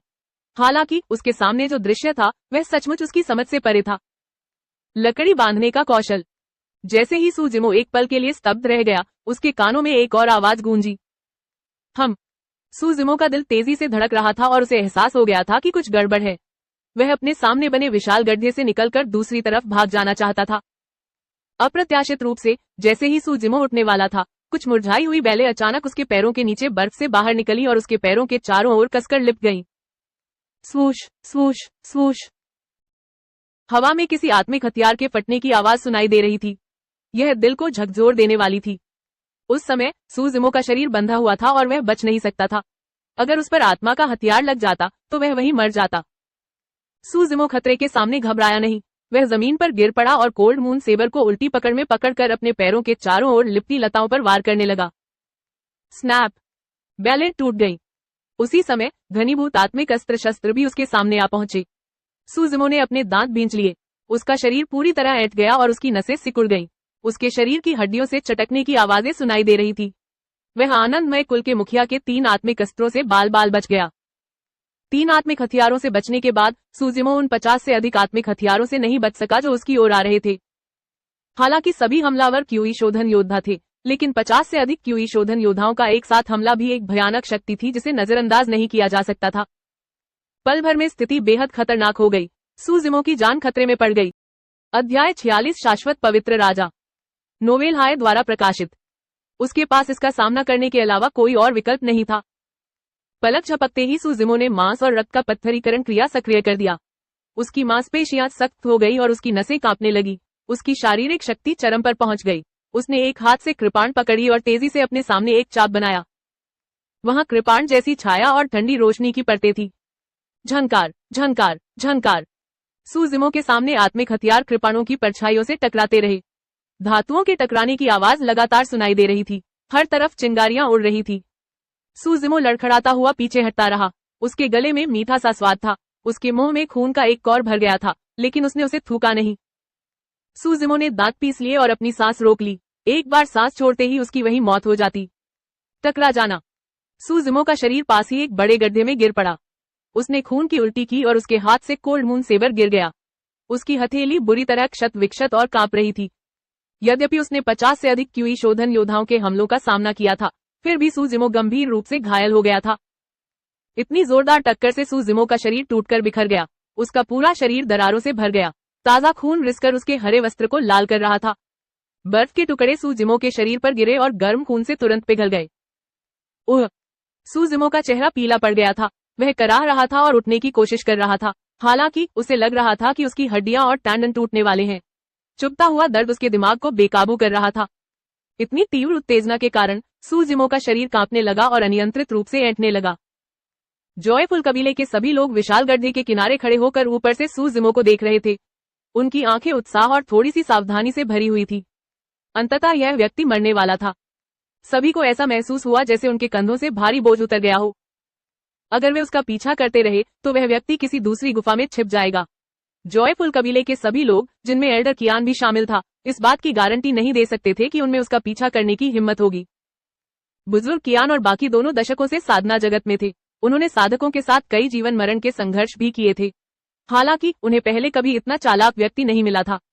सबसे भयानक बात यह थी कि यह व्यक्ति कोई साधक नहीं था, बल्कि आत्मिक ऊर्जा से रहित एक नश्वर प्राणी था। हा हा हा हा, सू जिमो हंसा। हर बार जब वह मुस्कुराता तो उसके मुंह से और ज्यादा खून बहने लगता। यह एक भयावह दृश्य था। सू जिमो की हंसी सुनकर कई क्यूई शोधन योद्धाओं की रीढ़ में ठंडक महसूस हुई। क्या पागल है, एक क्यूई शोधन योद्धा ने धीरे से डांटा। सू जिमो की मुस्कान से गोंग लियांगजिंग के रोंगटे खड़े हो गए। उसका चेहरा उदास था और उसने ठंडे स्वर में कहा, मैं उसे मार डालूंगा। जैसे ही उसने यह बात कही, गोंग लियांगजिंग अपनी उड़ती हुई तलवार निकालने और सू जिमो का सिर काटने वाला था। इंतजार। एल्डर चेन ने गोंग लियांगजिंग को रोका और व्यंग्यात्मक लहजे में कहा, उसकी आधी मरी हुई हालत देखो, क्या तुम्हें अब भी डर है कि वह भाग जाएगा? चलो पहले उसकी जान बख्श दे और उसे वापस संप्रदाय में लाकर यातनाएं दे। उसे मौत की भीख मांगने दो। आप किस पर हंस रहे हो? इस समय एल्डर कियान ने अपनी आंखें सिकोड़ ली और सू जिमो को घूरने लगा। हे। सू जिमो की आंखों में उपहास की एक झलक थी। उसने अपना सिर घुमाया और मुंह में खून थूक दिया। उसने अपनी भौहें उठाई और कहा, क्या तुम्हें सच में लगता है कि तुम जीत गए हो? मेरी बात याद रखना, कैंग लांग पर्वत श्रृंखला तुम्हारी कब्र है। जैसे ही उसने अपने शब्द समाप्त किए, सू जिमो अपने गले की गहराई से दहाड़ा, sanguine ape transformation. Sanguine ape transformation sanguine ape की 3 शैलियों की आखिरी चाल थी। डाइयू के शब्दों में यह चाल सारथी और एक निश्चित कौशल भी थी। इसका इस्तेमाल तब तक नहीं किया जाना चाहिए जब तक कि जीवन मरण का प्रश्न न हो। सू जिमो ने लगातार सांस लेते हुए तेजी से सेंगुइन ऐप ट्रांसफॉर्मेशन का मंत्र प्रसारित किया। यदि उन्होंने इस समय इसका उपयोग नहीं किया तो उन्हें दूसरा मौका नहीं मिलेगा। सेंगुइन ऐप ट्रांसफॉर्मेशन, ये 3 शब्द सुनकर जॉयफुल कबीले के सभी लोग चौंक गए। एल्डर कियान और बाकी 2 लोग सहर उठे और सहज ही आधा कदम पीछे हट गए। सभी लोग गंभीर भाव से सू जिमो को देख रहे थे, जो गहरे गड्ढे में था और किसी भी समय हमला करने के लिए तैयार था। हालांकि 10 से अधिक सांसों के बाद भी सू जिमो गहरे गड्ढे में भावहीन और गतिहीन बैठी थी। कोई परिवर्तन नहीं हुआ। सू जिमो का दिल धीरे धीरे घाटी की तलहटी में डूब गया। यह कैसे हो सकता है? सेंगुइन ऐप ट्रांसफॉर्मेशन का मंत्र जपने के बाद भी उसके शरीर में कोई बदलाव नहीं आया। सू जिमो को अभी भी अपने शरीर के हर हिस्से में दर्द महसूस हो रहा था और वह पूरी तरह कमजोर महसूस कर रहा था। जब सू जिमो भेड़ियों के झुंड से घिरा हुआ था, तब उसने अभी अभी टेंडेंस ट्रांसफॉर्मेशन सेक्शन की खेती की थी। उसके पास पर्याप्त परिस्थितियां नहीं थी और वह सेंगुइन ऐप ट्रांसफॉर्मेशन को रिलीज नहीं कर सका। और अब सू जिमो ने हड्डियों को मजबूत करने वाले भाग की साधना शुरू कर दी थी। जब उसने रक्तवर्णी वानरों के परिवर्तन का मंत्र प्रसारित किया तो कोई प्रतिक्रिया क्यों नहीं हुई? यह सू जिमो का आखिरी तुरुप का पत्ता था। अंत में जब उन्होंने इसे बाहर निकाला तो उन्हें एहसास हुआ कि इस तुरुप का पत्ता इस्तेमाल नहीं किया जा सकता था। चूंकि सेंगुइन ऐप ट्रांसफॉर्मेशन एक निश्चित कौशल था, सू जिमो ने इसे पहले कभी नहीं छोड़ा था। यह पहली बार था। सू जिमो की पहली प्रतिक्रिया यह थी कि वह गलत तरीके से खेती कर रहा था। कहीं न कहीं कुछ गड़बड़ हो गई होगी। सू जिमो ने इस पहेली को सुलझाने की कोशिश में अपना दिमाग खपा दिया। हालांकि यह साधना क्षेत्र नहीं था। सू जिमो के पास भी यूए नहीं था, बल्कि साधकों का एक समूह था जो उसे हत्या के इरादे से लालच भरी नजरों से देख रहा था।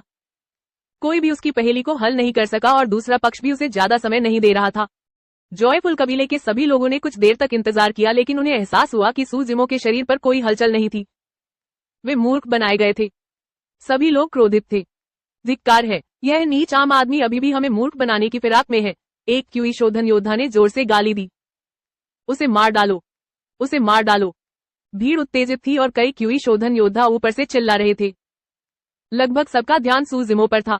किसी ने ध्यान नहीं दिया कि उनके पीछे जंगल में एक लंबा चौड़ा व्यक्ति हवा और बर्फ में पेड़ों की डालियां झुला रहा था। वह बेहद तेज गति से जॉयफुल क्लैन समूह की ओर बढ़ रहा था। उसकी आंखों में खूनी चमक थी और उसकी जानलेवा नियत भड़क रही थी। ओह, सू जिमो ने धीरे से कहा। अचानक उसे एक जानी पहचानी तीखी गंध आई। उसने सहज ही ऊपर देखा। आनंदमय कबीले के समूह के ठीक पीछे एक लंबा चौड़ा व्यक्ति ऊंचे प्राचीन वृक्ष से नीचे कूद पड़ा। वह आकाश से एक भयावह अंदाज में उतरा। उसके हाथ में एक आदिकालीन अराजकता लौह छड़ थी और उसने उसे आगे खड़े क्यूई शोधन योद्धाओं की ओर झपट्टा मारा। Poof poof poof. 5 क्यूई शोधन योद्धाओं के सिर मौके पर ही छड़ से कुचल दिए गए। उनके दिमाग बिखर गए और उनकी सिरविहीन लाशें गड्ढे में गिर गईं। आत्मा जानवर। यह एक आत्मा जानवर है। सभी लोग सावधान रहे। भीड़ में से चीख पुकार की आवाजें सुनी जा सकती थी। लानत है बंदर पर। सूजिमो बहुत खुश था। जो लंबा व्यक्ति मदद के लिए दौड़ा वह आत्मा बंदर था, जो कैंग लैंग पर्वत श्रृंखला में सूजिमो के साथ आधे साल तक रहा था। आत्मा बंदर के हाथ में जो आदिम अराजकता लौहछड़ थी, वह आनंदमय कुल के क्यूई शोधन योद्धा का निम्न श्रेणी का आत्मा हथियार था, जो उस समय सूजिमो के हाथों मारा गया था। यह पता नहीं चला कि आत्मा बंदर ने उसे कब उठाया और हथियार के रूप में इस्तेमाल किया। सूजिमो के दिल में खुशी अभी बड़ी ही थी कि वह चिंता में बदल गई। हालांकि आत्मा बंदर शक्तिशाली था, वह केवल क्यूई शोधन योद्धाओं को ही हरा सकता था। आखिरकार वह आत्मा दानव के स्तर तक विकसित नहीं हुआ था। इसके अलावा आत्मा बंदर भी सूजिमो जैसा ही था। उनकी कमजोरी एक जैसी थी, वे उड़ नहीं सकते थे। यह सोचते ही सूजिमो जोर से चिल्लाया, लानत है बंदर, भाग जाओ। गागा। आत्मा बंदर मुस्कुराया। ऐसा लग रहा था जैसे उसने सूजिमो की चीख नहीं सुनी। छड़ी के एक ही वार से 5 क्यूई शोधन योद्धाओं को मार गिराने के बाद वह रुका नहीं। वह गड्ढे में कूद गया, सूजिमो को पकड़कर अपनी पीठ पर उठा लिया, बिना पीछे देखे सीधे बाहर भाग गया। आत्मा बंदर बहुत चतुर था। यद्यपि यह किसान के स्तर को नहीं बता सकता था, परंतु यह स्थिति को समझ सकता था। चूंकि सूजिमो को बहुत बुरी तरह पीटा गया था और उसके पास भागने का कोई रास्ता नहीं था, इसलिए यह निश्चित रूप से उसके लिए कोई मुकाबला नहीं था। इसलिए पहली बात जो आत्मा बंदर ने सोची वह जॉयफुल कबीले के साथ सीधे लड़ने की नहीं, बल्कि सूजिमो को लाने और इस जगह से भागने की थी। अध्याय 47 शाश्वत पवित्र राजा। नोवेल हाय द्वारा प्रकाशित। यह कमीना कहां से आया? हमारे खुशहाल कबीले की योजनाएं बिगाड़ने की इसकी हिम्मत कैसे हुई? एल्डर कियान गुस्से से आग बबूला हो गया। क्षण भर की स्तब्धता के बाद उसने अपनी उड़ती हुई तलवार उठाई और आकाश में उड़ गया और आनंदमय कबीले के सदस्यों को उस आत्मिक जानवर का पीछा करने के लिए प्रेरित किया। आध्यात्मिक प्रकाश की किरणें आकाश में फैल गईं। एल्डर कियान का चेहरा बुरी तरह पीला पड़ गया था। उसने एल्डर चेन को घूरा, दांत पीसते हुए डांटा, अरे बदकिस्मत। अभी अभी एल्डर चेन ने बताया था कि सूजिमो गंभीर रूप से घायल हो गया है। वह कैसे बच सकता है? अंत में कहीं से एक आत्मा बंदर प्रकट हुआ। उसने न केवल कुछ पंथ के अनुयायियों को मार डाला, बल्कि सूजिमो को भी बचा लिया। एल्डर चेन के चेहरे पर मासूमियत झलक रही थी। एल्डर चेन को एल्डर कियान ने 2 बार डांटा था क्योंकि वह सूजिमो का पीछा कर रहा था। वह भी गुस्से से भरा हुआ था और उसे बाहर निकालने का कोई ठिकाना नहीं था। एल्डर चेन ने दूर भाग रहे आत्मा बंदर को देखा। उसकी आंखें आक्रोश से भरी थी। उसने ठंडे स्वर में कहा, इस कमीने की रफ्तार तेज नहीं है, यह ज्यादा देर तक बच नहीं पाएगा। ठीक वैसे ही जैसे आधे साल पहले जब सूजिमो को भेड़ियों के झुंड ने घेर लिया था, जब वह सबसे खतरनाक स्थिति में था, तो आत्मा बंदर बहादुरी से आगे बढ़ेगा और उसे नरक के द्वार से वापस खींच लेगा। हालांकि यह समय आधे साल पहले से अलग था। आत्मा बंदर में पहाड़ों को हिलाने और चट्टानों पर चढ़ने की क्षमता थी। वह जंगल में ऐसे उछल कूद कर सकता था जैसे समतल जमीन पर चल रहा हो। हालांकि उसकी गति अच्छी नहीं थी। इसके अलावा आत्मा बंदर अपनी पीठ पर एक व्यक्ति को ले जा रहा था। सूजिमो ने वातावरण, भूभाग और अन्य बाहरी कारकों का इस्तेमाल करके जॉयफुल कबीले को भारी नुकसान पहुंचाया। हालांकि इन्हीं कारकों के कारण स्पिरिट मंकी के लिए जॉयफुल कबीले की नजरों से बच पाना मुश्किल था। बाहरी कारक 2 धारी तलवार थे। ये अपने लिए भी फायदेमंद थे और दुश्मन के लिए भी। सर्दी का मौसम आ गया था। भारी बर्फ गिर रही थी। हालांकि पुराने पेड़ अभी भी वहां थे, लेकिन वे नंगे थे। हरे भरे जंगल और घने पत्तों की आड़ के बिना बर्फीली जमीन पर आत्मा बंदर की भागती हुई आकृति और प्रक्षेप पथ साफ दिखाई दे रहा था। सूजिमो पूरी तरह कमजोर हो गया था। वह उस आत्मा बंदर की पीठ पर लेटा हुआ था और उसके कानों के पास हवा की सीटी महसूस हो रही थी। वह दुखी होकर धीमी आवाज में बोला, अरे बंदर, हम बच नहीं सकते, मुझे नीचे उतारो और खुद ही चले जाओ। आत्मा बंदर ने कोई आवाज नहीं की। लगातार आगे दौड़ते हुए उसके नथुनों से सफेद हवा निकल रही थी। वह पसीने से भीगा हुआ था। साफ जाहिर था कि उसने अपनी पूरी ताकत लगा दी थी और उसकी शारीरिक शक्ति क्षीण हो गई थी। हवा में लहराते कपड़ों की आवाज और करीब आती जा रही थी। क्यूई शोधन योद्धाओं की तलवार कीने से उड़ान की गति स्पष्ट रूप से आत्मा बंदरों की तुलना में बहुत तेज थी। सूजिमो ने धीरे से आह भरी, बंदर, ये लोग मुझे मारना चाहते हैं। मुझे नीचे गिरा दो और तुम्हारे पास अभी भी भागने का मौका है। अगर ऐसा ही चलता रहा तो तुम और मैं 15 मिनट से भी कम समय में पकड़े जाएंगे और यहीं मर जाएंगे। आत्मा बंदर चुप रहा। उसका चेहरा बेकाबू था और उसकी नजरें तेज थी। वह जिद करके आगे दौड़ता रहा। सूजिमो ने दांत पीस लिए। उसने अपना दिल कड़ा किया और उस आत्मा बंदर के कंधे पर मुक्का मारा। वह चिल्लाया, अगर तुम मुझे छोड़ दोगे तो सिर्फ एक इंसान मरेगा। अगर तुम मुझे साथ लाओगे तो हम सब मर जाएंगे। तुम इतना आसान तर्क क्यों नहीं समझ सकते? तुम समझते क्यों नहीं? लानत है बंदर, क्या तुम बहुत चतुर और तेज तर्रार नहीं हो? क्या तुम मूर्ख हो? मेरी नजरों से दूर हो जाओ। गर्जन। आत्मा बंदर की आंखें लाल हो गईं। अचानक उसने एक जबरदस्त दहाड़ मारी। आसपास के पुराने पेड़ों पर जमी बर्फ के टुकड़े झटककर दूर गिर पड़े। जॉयफुल कबीले के सदस्य जो पीछे से पीछा कर रहे थे उस समय चौंक गए जब उन्होंने आत्मा बंदर की अचानक दहाड़ सुनी। डर, गुस्सा या निराशा, वे समझ नहीं पाए, लेकिन सूजिमो समझ सकता था। मुझे ऐसा करने में खुशी होगी, यह तुम्हारा कोई काम नहीं है। यह आत्मा बंदर की प्रतिक्रिया थी। आत्मा बंदर मूर्ख नहीं था। जिस क्षण उसने सूजिमो को बचाया था उसे पता था कि वे यहाँ मर सकते हैं, लेकिन फिर भी आत्मा बंदर ने उसे बचा लिया। आधे साल पहले आत्मा बंदर ने सूजिमो को बचाया था क्योंकि उसका भेड़िया कबीले के साथ झगड़ा था। आधे साल बाद उस आत्मा बंदर ने सूजिमो को बचा लिया क्योंकि वह उसे अपना भाई मानता था, एक ऐसा भाई जो हर सुख दुख में साथ रहता है। यह एक आदमी और एक बंदर के बीच की मौन सहमति थी। एक दूसरे को समझने के लिए शब्दों की जरूरत नहीं थी। सूजिमो कुछ देर तक चुप रहा, फिर हंस पड़ा। हा हा हा हा। सूजिमो खिलखिलाकर हंसा। जॉयफुल कबीले के सदस्य हैरान थे। उन्हें समझ नहीं आ रहा था कि सूजिमो अब भी कैसे हंस रहा है, और तो और वह इतनी खुलकर और खुशी से हंस रहा था। उनके दिल पहले से ही सुन्न थे। वे सूजिमो और आत्मा बंदर की दोस्ती को समझ नहीं पा रहे थे। सबकी नजरों में आत्मा बंदर एक ऐसा जानवर था जिसमें अभी बुद्धि विकसित नहीं हुई थी। सूजिमो भी एक ऐसा इंसान था जो मौत के मुंह में संघर्ष कर रहा था। लेकिन सूजिमो जितनी खुश होकर हंसती वे उतने ही क्रोधित होते। आक्रमण करना। एल्डर कियान के आदेश पर कई उड़ती हुई तलवारें हवा और बर्फ को चीरती हुई तेजी से उनकी ओर बढ़ी। आकाश में प्रकाश की किरणें भर गईं। इस छोटी सी अवधि में दोनों पक्षों के बीच की दूरी बढ़ती जा रही थी। वे पहले ही जॉयफुल कबीले के सदस्यों की आक्रमण सीमा में प्रवेश कर चुके थे। आत्मा बंदर दाएं बाएं भाग रहा था, कभी झुकता, कभी उछलता।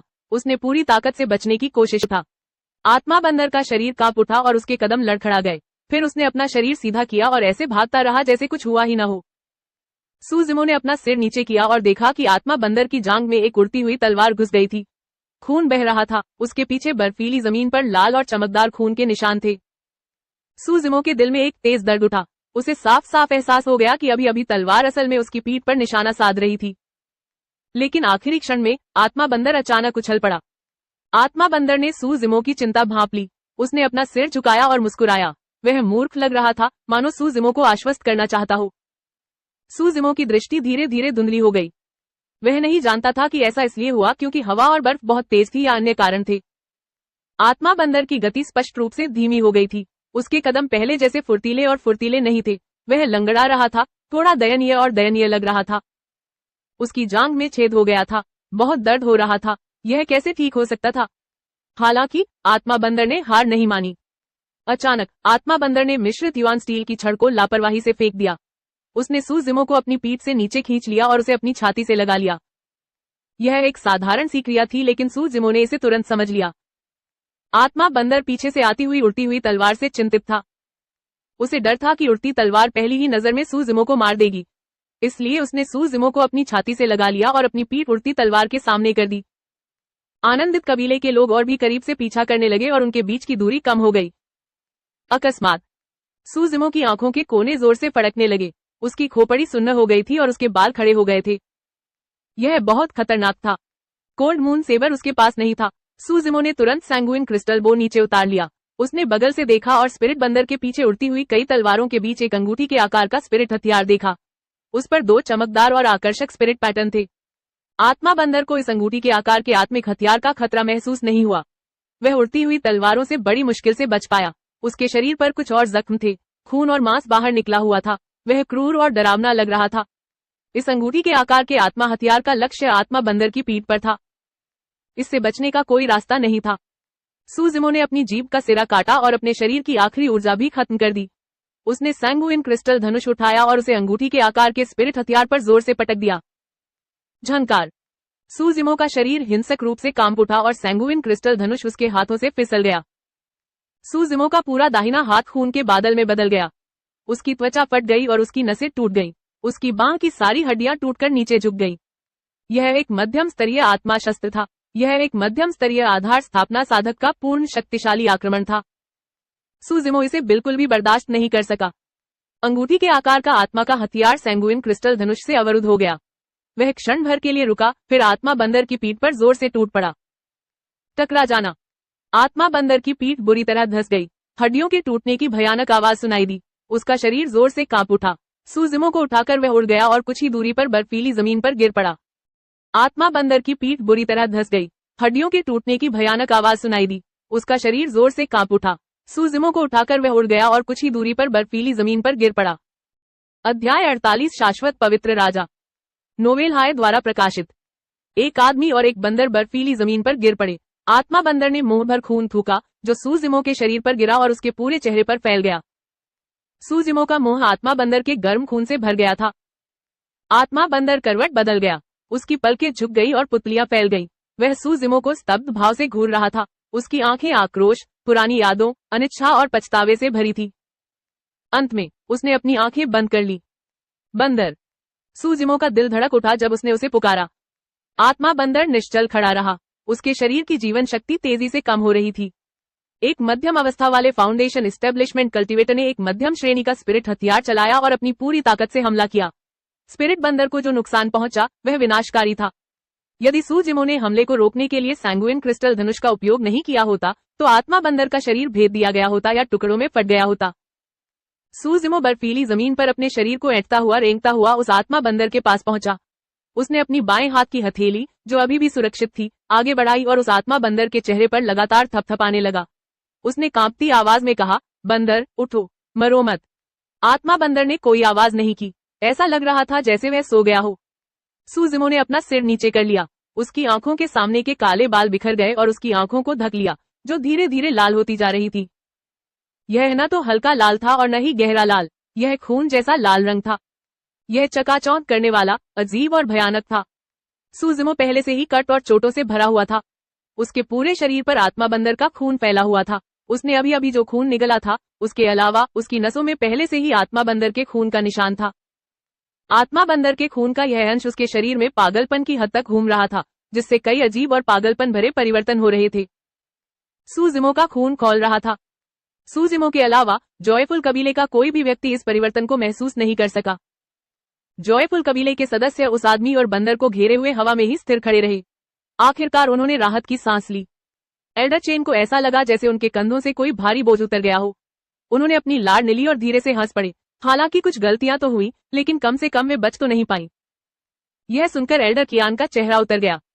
जैसे ही वह अपना सिर झुकाकर एल्डर चेन से मुंह बंद करने के लिए कहने वाला था, उसके कानों में जानलेवा इरादे से भरी एक आवाज गूंजी, आज तुम सब मर जाओगे। सबने आवाज की दिशा में देखा और देखा कि सूजिमो, जो बर्फ में घुटनों के बल बैठा था, अचानक उठ खड़ा हुआ और धीरे से अपना सिर घुमा लिया। ठंडी हवा चल रही थी और उसकी 2 रक्त लाल आंखें दिखाई दे रही थी। हिस। रक्त लाल आंखों वाली इस जोड़ी को घूरते हुए हर किसी को अचानक अपनी रीढ़ की हड्डी में ठंडक महसूस हुई और वे हौंफने से खुद को नहीं रोक सके। रक्त वानर परिवर्तन। जैसे ही उसने यह कहा, सूजिमो के शरीर में रक्त शक्ति का संचार बेतहाशा बढ़ गया। उसकी नसें कांप उठी और उसका मांस भर गया। उसका शरीर विस्फोटक रूप से फैल गया और सचमुच 10 फीट ऊंचा हो गया। तेन झांग पहले से ही 3 मीटर से अधिक लंबा था, जो एक सामान्य व्यक्ति की ऊंचाई से 2 गुना था। यद्यपि जॉयफुल कबीले के लोग हवा में उड़ रहे थे, वे जमीन से केवल 10 फीट ऊपर थे। यदि दूरी बहुत अधिक हो तो आध्यात्मिक कलाकृति पर उसका नियंत्रण अनिवार्य रूप से कमजोर हो जाएगा। हालांकि सूजिमो की ऊंचाई पहले ही 10 फुट हो चुकी थी। सीधे आगे देखने पर उसे जॉयफुल कबीले के सदस्य दिखाई दे रहे थे। सूजिमो की तुलना में हर कोई अचानक कुछ महत्वहीन लगने लगा। क्या यह कैसा राक्षस है? कुछ क्यूई शोधन योद्धा इतने डर गए कि उनके चेहरे पीले पड़ गए। उनकी आवाजें कांप रही थी। बहुत बड़ा। नहीं, यह किसी मानव का रूप नहीं था। सेंगुइन ऐप का रूपांतरण। इससे न सिर्फ शरीर का आकार और ऊंचाई बदल गई, बल्कि सूजिमो के रूप रंग में भी भारी बदलाव आया। वह खूंखार और जमीन पर पड़े आत्मा बंदर जैसा दिखने लगा था। विशालकाय वानर। सूजिमो के शरीर की मांसपेशियां आपस में ऐसे गूंथी हुई थी मानो उनमें पिघला हुआ स्टील डाल दिया गया हो। वे धातु जैसी चमक से चमक रही थी और विस्फोटक शक्ति से भरी हुई थी। रक्त लाल आंखों की जोड़ी से अंतहीन हत्या का इरादा झलक रहा था। जहां कहीं भी रक्त लाल आंखें गुजरती थी, हवा और बर्फ जम जाती प्रतीत होती थी। मारना। सूजिमो ने अपने गले से एक भयंकर दहाड़ लगाई। उसने एक कदम आगे बढ़ाया, अपना बायां हाथ बढ़ाया, अपनी हथेली खोली और सीधे हवा में लटकी गोंग लियांगजिंग को पकड़ लिया। सूजिमो को जॉयफुल कबीले के 3 फाउंडेशन स्थापना साधकों से गहरी नफरत थी। यदि वे न होते तो आत्मा बंदर को इतनी गंभीर चोटें नहीं लगती और यह भी पता नहीं चलता कि वह मरा है या जीवित। गोंग लियांगजिंग की प्रतिक्रिया थोड़ी धीमी थी। जैसे ही वह अपनी उड़ती हुई तलवार घुमाकर आसमान की ओर तेजी से बढ़ने वाला था, अचानक बेहोश हो गया। सूजिमो की हथेली उसे पहले ही घेर चुकी थी और सीधे उसे जकड़ लिया था। उसने जोर से दबाया। पूफ! हवा में खून की धुंध भर गई। प्रारंभिक चरण के फाउंडेशन स्थापना कल्टीवेटर गोंग लियांगजिंग को सूजिमो की हथेली से कुचल दिया गया था। इस समय एल्डर कियान और एल्डर चेन अभी अभी 20 फीट की ऊंचाई पर पहुंचे थे। उन्होंने सहज ही पीछे मुड़कर देखा और यह खूनी और दुखद दृश्य देखा। वे डर के मारे कांप उठे। इसमें कोई आश्चर्य की बात नहीं है कि सूजिमो का शरीर इतना भयानक है। ऐसा इसलिए है क्योंकि वह मानव जाति से नहीं बल्कि राक्षस जाति से है। वह एक आत्मिक जानवर है। एल्डर कियान ने एक डर के साथ ठंडे स्वर में कहा, क्या हमें वापस जाकर संप्रदाय को रिपोर्ट करना चाहिए, उसके बाद ही और लोगों को लाना चाहिए? एल्डर चेन भी थोड़ा डरा हुआ था। एल्डर कियान ने हाथ हिलाते हुए कहा, चिंता मत करो। सूजिमो ने अपने शरीर की क्षमता को उत्तेजित करने के लिए कुछ राक्षसी कलाओं का उपयोग किया है। वह लंबे समय तक टिक नहीं पाएगा।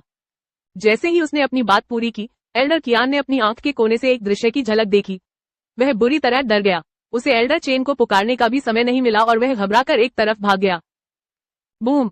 सूजिमो के पैर जमीन पर जोर से पड़े। उसने अपने पैर थोड़े मोड़े और फिर हवा में उछल पड़ा। छलांग लगाना कोई शोर मचाने लायक बात नहीं थी। हालांकि सूजिमो की छलांग 10 फीट से अधिक ऊंची थी। उसका शरीर कितना शक्तिशाली था और शक्ति का विस्फोट कितना भयानक था। एल्डर चेन ने अपने कानों के पास एक बहरा कर देने वाली आवाज सुनी। उनका ध्यान थोड़ा भटक गया और उन्हें लगा कि उनकी आंखें धुंधली पड़ गई हैं। सहज ही उन्होंने देखने के लिए अपना सिर उठाया। अनजाने में ही सूजिमो पहले ही उसके सिर के ऊपर पहुंच चुका था। उसके पैर का विशाल तलवा इतनी जोर से जमीन पर गिरा कि सब कुछ तहस नहस हो सकता था। वह नीचे गिर पड़ा। धमाका! उसके पैर का तलवा एल्डर चेन के सिर पर लगा।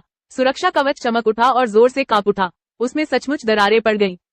इस सुरक्षा ताबीज को छोड़े हुए कुछ समय हो गया था। इसमें ज्यादा आत्मिक क्यूई नहीं बची थी। सूजिमो की प्रचंड शक्ति के प्रभाव में यह टूटने के कगार पर था और कभी भी टूट सकता था। एक बार जब उसने सुरक्षा ताबीज खो दिया तो सूजिमो के सामने एल्डर चेन अन्य क्यूई शोधन योद्धाओं से अलग नहीं था।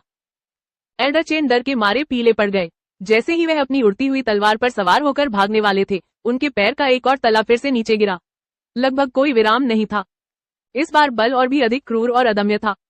दिव्य रथ रौंदना।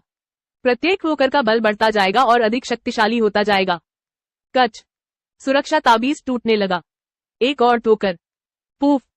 एल्डर चेन को सूजिमो ने सीधे कुचलकर मार डाला। उन्हें पीसकर मांस का पेस्ट बना दिया गया।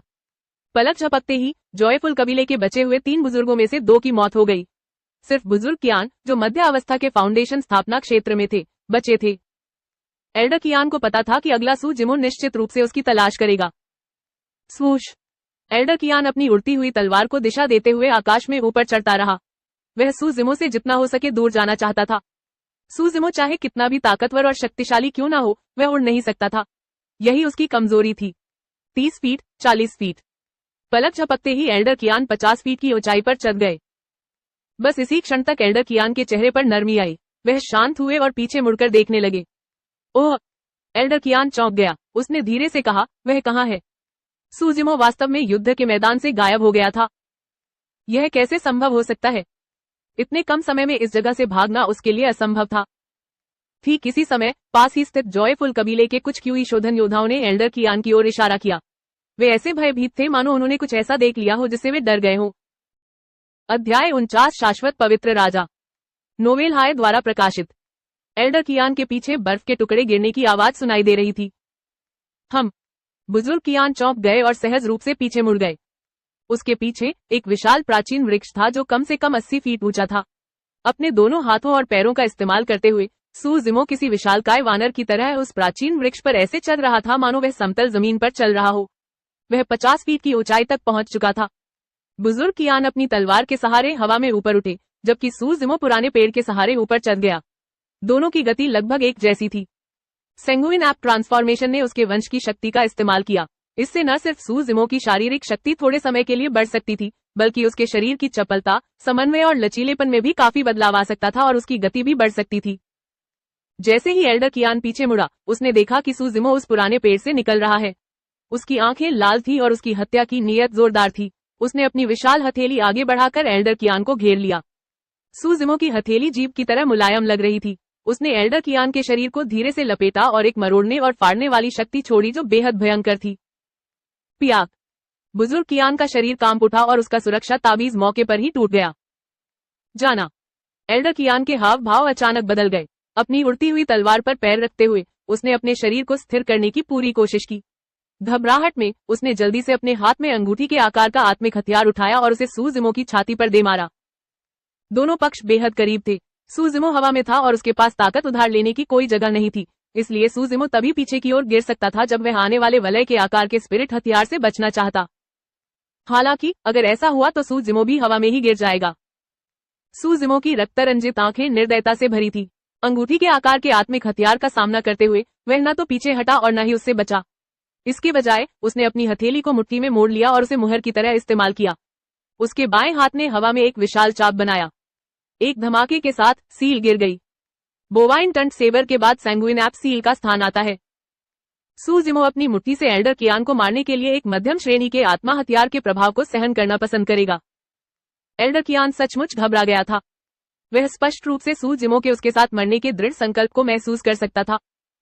जैसे ही अंगूठी के आकार की आत्मा की कलाकृति उसके हाथ से छूटी, एल्डर कियान को ज्यादा परवाह नहीं रही। उसने अपने स्टोरेज बैग को थपथपाया और एक नया ताबीज निकाला, जिसे उसने तुरंत कुचल दिया। एल्डर कियान के चेहरे पर पीड़ा भरी अभिव्यक्ति दिखाई दी।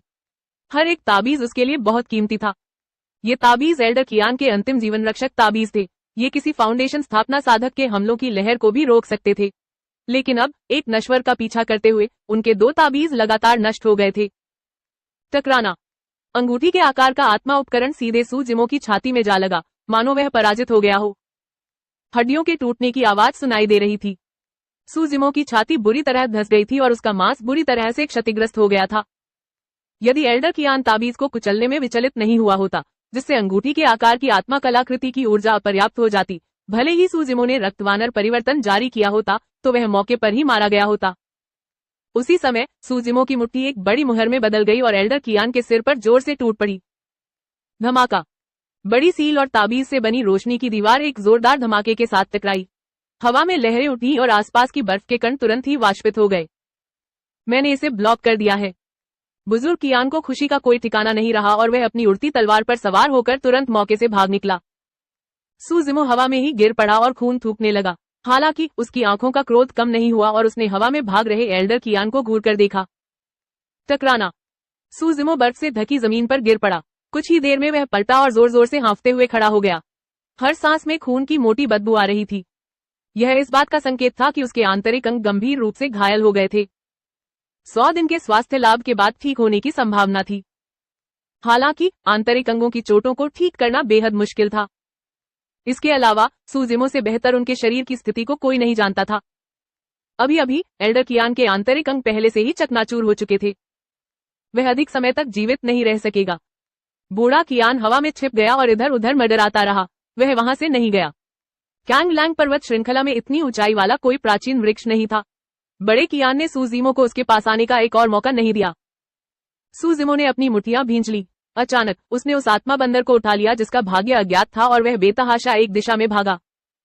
यद्यपि सैंगुइन एप ट्रांसफॉर्मेशन ने सू जिमो की ताकत को थोड़े समय के भीतर जबरदस्त रूप से बढ़ाने की अनुमति दी, लेकिन इसका उपचार का प्रभाव नहीं था। दूसरे शब्दों में सू जिमो के शरीर पर चोटें अभी भी थी। इस भीषण लड़ाई के बाद उसके शरीर की चोटें और भी ज्यादा बढ़ गई थी। रक्तवर्णी वानरों के परिवर्तन ने सू जिमो को उन्मत्त अवस्था में पहुंचा दिया। उसकी नसें सुन्न हो गई और उसे अपने शरीर में दर्द का एहसास नहीं हो रहा। हालांकि सू जिमो तेजी और फुर्ती से आगे बढ़ रहा था, उसका शरीर बाहर से अंदर तक पूरी तरह से क्षत विक्षत हो चुका था। वह बस अपने वंश की शक्ति और अपनी आखिरी सांसों के सहारे टिका हुआ था। जब सैंगुइन एप परिवर्तन की अवधि समाप्त हो जाती, तो सू जिमो तुरंत अपने मूल रूप में वापस आ जाता और भी कमजोर हो जाता। यह देखकर कि सू जिमो भाग गया है, एल्डर कियान जल्दी से अपनी उड़ती हुई तलवार पर सवार होकर उसके पीछे भागा। इस बार जॉयफुल कबीले को भारी नुकसान हुआ था। 5 बुजुर्गों में से वह अकेला बचा था। अगर उसने यहाँ सू जिमो को नहीं मारा, तो संप्रदाय में वापस आने पर वह इसका हिसाब नहीं दे पाएगा। आखिरकार एल्डर कियान दशकों से साधना जगत में थे। वे समझ सकते थे कि वर्तमान सू जिमो एक तीर है जो अपनी उड़ान के अंत में है। वे ज्यादा देर तक टिक नहीं सकते थे। जॉयफुल कबीले में अभी भी 50 से ज्यादा क्यूई रिफाइनमेंट योद्धा बचे थे। हालांकि उन्होंने उसका पीछा किया, लेकिन उनकी हिम्मत नहीं हुई कि वे उसके ज्यादा करीब आए। वे सू जिमो से बहुत पीछे रह गए। सू जिमो की गति धीमी होती गई। उसका शरीर भी सिकुड़ने लगा और धीरे धीरे अपने मूल स्वरूप में लौट आया। उसके दिल में कमजोरी की लहरें उठने लगी। उसे पूरे शरीर में दर्द महसूस होने लगा और यह दर्द धीरे धीरे और भी ज्यादा स्पष्ट होता गया। सूजिमो ने दांत पीसते हुए दौड़ना जारी रखा। आगे थोड़ी ही दूर पर एक घाटी थी। उसके चारों ओर हजारों फीट ऊंची खड़ी पर्वत चोटियां थी। वह साधारण और बेहद शांत लग रही थी। सूजिमो इस घाटी में आया और मुस्कुराहट का एक निशान प्रकट किया। सेंगुइन ऐप के रूपांतरण में ज्यादा समय नहीं बचा था। सूजिमो घाटी में आया और वहीं रुक गया। उसने आत्मा बंदर को उठाया और पत्थर की दीवारों पर चढ़ने लगा। घाटी के चारों ओर पत्थर की दीवारों पर कई गुफाएं थी। अंदर घना अंधेरा था और बिल्कुल भी रोशनी नहीं थी। जॉयफुल कबीले के सभी लोग सूजिमो को देख रहे थे, जो चोटों से लथपथ था। फिर भी उनकी हिम्मत नहीं हुई कि वे बेपरवाह होकर आगे बढ़ें। वे देखते रहे कि सूजिमो एक गुफा में चढ़ गया और कोई हरकत नहीं की। आखिरकार सभी इसे और बर्दाश्त नहीं कर सके। वे अपनी उड़ती तलवारों पर सवार होकर घाटी की चोटी पर पहुंच गए। घाटी के चारों ओर पत्थर की दीवारों पर बनी विभिन्न आकारों की गुफाओं को देखकर एल्डर कियान की भौहें तन गईं। अचानक उनके दिल में बेचैनी की एक झलक उभरी। ठीक इसी समय सूजिमो अचानक गुफा के द्वार पर प्रकट हुआ। उसके हाथों में एक बड़ा बैंगनी पक्षी था। उसने एल्डर कियान और बाकी लोगों की ओर देखा और मुस्कुराया। वह मुस्कान थोड़ी अजीब और डरावनी थी। उसे देखकर डर के मारे कांप उठते थे। फाड़ना। सूजिमो ने जोर से खींचा और सीधे उस बड़े बैंगनी पक्षी का सिर टूट गया। ताजा खून बहने लगा और हवा और बर्फ में एक अनोखी खूनी गंध फैल गई। चहचहाहट, चहचहाहट, चहचहाहट। अचानक घाटी में पक्षियों की तेज चहचहाहट गूंज उठी। चहचहाहट तेज और तेज होती गई। विभिन्न आकारों की गुफाओं से शोर सुनाई दे रहा था। ठीक इसी समय सूजिमो की आवाज सुनाई दी। यह शांत थी, लेकिन इसने सबके दिलों को घाटी की गहराई में डुबो दिया। मैंने पहले भी कहा है कि कैंगलांग पर्वत श्रृंखला आपकी कब्र है। जैसे ही उसने अपनी बात समाप्त की, सूजिमो ने अपने हाथों में पकड़े बड़े बैंगनी पक्षी को लापरवाही से फेंक दिया और गुफा में प्रवेश करने के लिए मुड़ गया। घाटी के आसपास की गुफाओं में बैंगनी रोशनी की धारियां अंधेरे में टिमटिमा रही थी। वे जीवित प्राणियों की आंखों जैसी थी, जो अंतहीन हत्या की मंशा प्रकट कर रही थी। चहचहाहट। एक और तीखी और कानों को चीर देने वाली चहचहाहट सुनाई दी। यह सोने और फटी चट्टानों को चीरती हुई प्रतीत हो रही थी। शुरुआत में यह अभी भी बहुत दूर थी। जब तक जॉयफुल कबीले के सभी लोगों ने प्रतिक्रिया दी, एक बड़ी काली परछाई उनके सिरों के ऊपर धंक चुकी थी, हवा और बर्फ को रोक रही। अध्याय 50 शाश्वत पवित्र राजा। नोवेल हाय द्वारा प्रकाशित।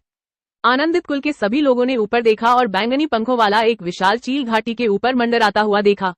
उसने अपने विशाल पंख फैलाकर आकाश और सूर्य को धंक लिया था।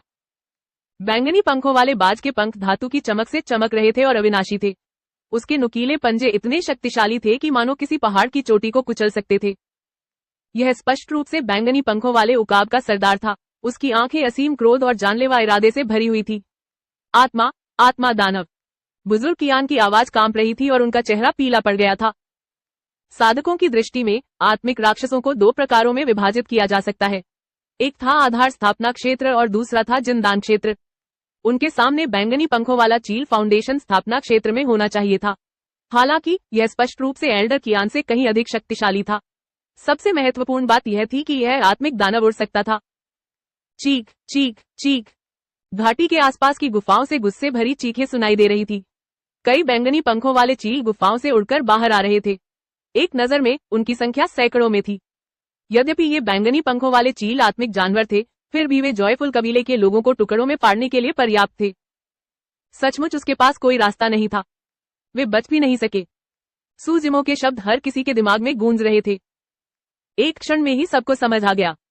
सूजिमो यहाँ कैंगलैंग पर्वत श्रृंखला में बैंगनी पंख वाले ईगल्स की शक्ति का उपयोग करने के लिए आया था, ताकि उन सभी को एक ही झटके में पकड़ सके।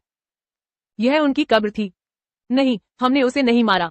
वह बैंगनी पंखों वाला चील नहीं, वह गुफा में मौजूद व्यक्ति था। एक क्यूई शोधन योद्धा बुरी तरह डर गया और अस्पष्ट ढंग से समझाया। बस यह स्पष्टीकरण बहुत कमजोर लग रहा था। राक्षस जाति अपने क्षेत्र को बहुत महत्व देती थी। मानव साधकों की तो बात ही छोड़िए, यहाँ तक कि अन्य आत्मिक जानवरों और आत्मिक राक्षसों पर भी बैंगनी पंखों वाले उकाबों द्वारा पागलपन से हमला किया जाता था।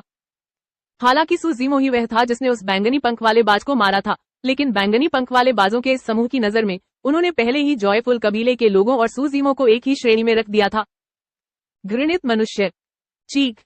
आसमान में मंडराते बैंगनी पंखों वाले चीलों ने चीख मारी। अगले ही पल सैकड़ों बैंगनी पंखों वाले चीले जानलेवा इरादे से जॉयफुल कबीले के लोगों पर टूट पड़े। उसी समय बैंगनी पंखों वाले चील का सरदार नीचे झपटा। उसने अपने तीखे पंजे खोले और सीधे एल्डर कियान के सिर पर हमला कर दिया। आनंदित कबीले के लोग निराश हो गए। यह एक मृत अंत था। जैसे ही वे घाटी में दाखिल हुए, वे बाहर नहीं निकल सके। गुफा के बाहर हवा बहुत ठंडी थी, लेकिन गुफा के अंदर बहुत गर्मी थी। सूजिमो ठंडी जमीन पर एक मोटे पुआल के गद्दे पर लेटा हुआ था। बाहर से चीखें सुनकर उसके मुंह के कोनों में एक मुस्कान उभर आई। बंदर, क्या तुमने सुना?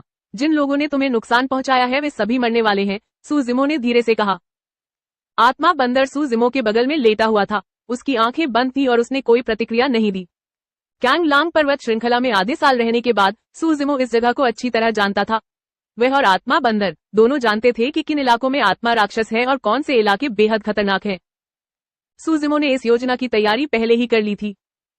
कैंगलांग पर्वत श्रृंखला को युद्ध क्षेत्र के रूप में चुनने का यह सबसे महत्वपूर्ण कारण था। गरम पुआल के गद्दे पर कुछ अंडाकार आकार के पक्षियों के अंडे रखे थे। अंडों की त्वचा पर हल्की बैंगनी धारियां थी, जो बहुत सुंदर लग रही थी। सूजिमो ने लापरवाही से 2 अंडे उठाए और अपनी आखिरी ताकत का इस्तेमाल करके दोनों पक्षियों के अंडों को एक साथ गिरा दिया। दरार, चटक, चिड़िया के अंडों पर एक दरार सी पड़ गई। अंदर से बैंगनी सुनहरा तरल पदार्थ बह निकला, जिससे एक गहरी खुशबू फैल रही थी। सूजिमो ने एक अंडा आत्मा बंदर के मुंह के पास और दूसरा अपने मुंह के पास रखा। उसने उसे थोड़ा थोड़ा करके चूसा और मुस्कुराए बिना नहीं रह सका। बंदर, क्या तुम इस चिड़िया के अंडे के दीवाने नहीं हो? मैं तुम्हें आज यहाँ लाया हूँ। आत्मा बंदर अक्सर सूजिमो से कहता था कि बैंगनी पंखों वाला चील का अंडा एक बेहतरीन टॉनिक और बहुत स्वादिष्ट होता है, लेकिन यहाँ एक आत्मा दानव बैंगनी पंखों वाला चील भी था। आमतौर पर वे दोनों उसके पास जाने की हिम्मत नहीं करते थे। आत्मा बंदर के जीवन में सबसे गर्व की बात यह थी कि उसने चुपके से एक बैंगनी पंख वाले बाज का अंडा खा लिया था और वह बिना किसी चोट के बच निकला था। बैंगनी पंखों वाला ईगल उन कुछ उड़ने वाले जानवरों में से एक था जो शीत निद्रा में चले जाते थे। आदमी और बंदर ने बहुत पहले से योजना बनाई थी कि जब सर्दी आएगी तो बैंगनी पंखों वाले चील शीत निद्रा में चले जाएंगे और बाहरी दुनिया के प्रति उनकी संवेदनाएं कम हो जाएंगी। फिर वे एक बार यहाँ चोरी करने आएंगे। यह अफसोस की बात थी कि जब सर्दी आई तो सूजिमो चला गया। आत्मा बंदर के होंठ कसकर बंद थे। उसके मुंह के कोनों से बैंगनी सुनहरा तरल बहकर पुआल की चटाई पर गिर रहा था। कोई प्रतिक्रिया नहीं हुई। यह दृश्य देखकर सूजिमो की आंखें धुंधली पड़ गईं। उसके मुंह में सुगंधित तरल तुरंत बेस्वाद हो गया। बाहर की दुखद चीखें धीरे धीरे धीमी पड़ गईं। एल्डकियान की उन्मादी चीखें सुनाई दे रही थी। सूजिमो, अगर मैं मर भी जाऊं तो भी तुम बच नहीं पाओगे। क्या तुम्हें लगता है कि ये दरिंदे तुम्हें छोड़ देंगे? बुजुर्ग कियान दर्द से चिल्लाए और फिर चुप हो गए। सूजिमो मुस्कुराया। चूंकि वह यहाँ आया था, इसलिए सूजिमो का इस जगह से जीवित जाने का कोई इरादा नहीं था।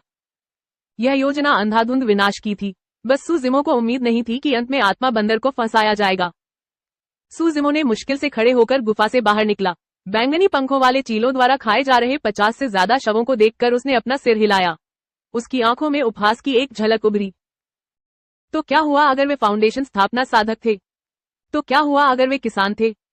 अंत में वे इसी कैंगलांग पर्वत श्रृंखला के किसी कोने में मर जाएंगे। किसी को पता भी नहीं चलेगा।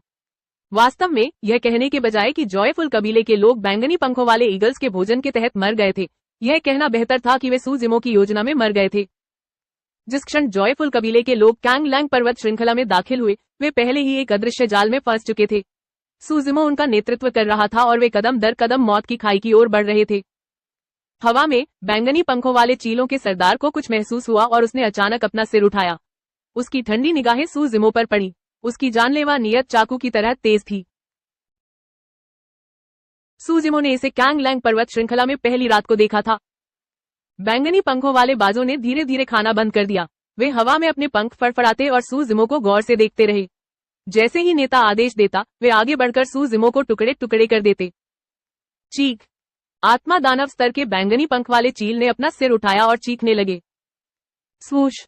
बैंगनी पंखों वाले कई चीले जैसे किसी उफनते बैंगनी समुद्र की तरह उमड़ पड़े हों। अगले ही पल वे सूजिमो को डुबो देंगे।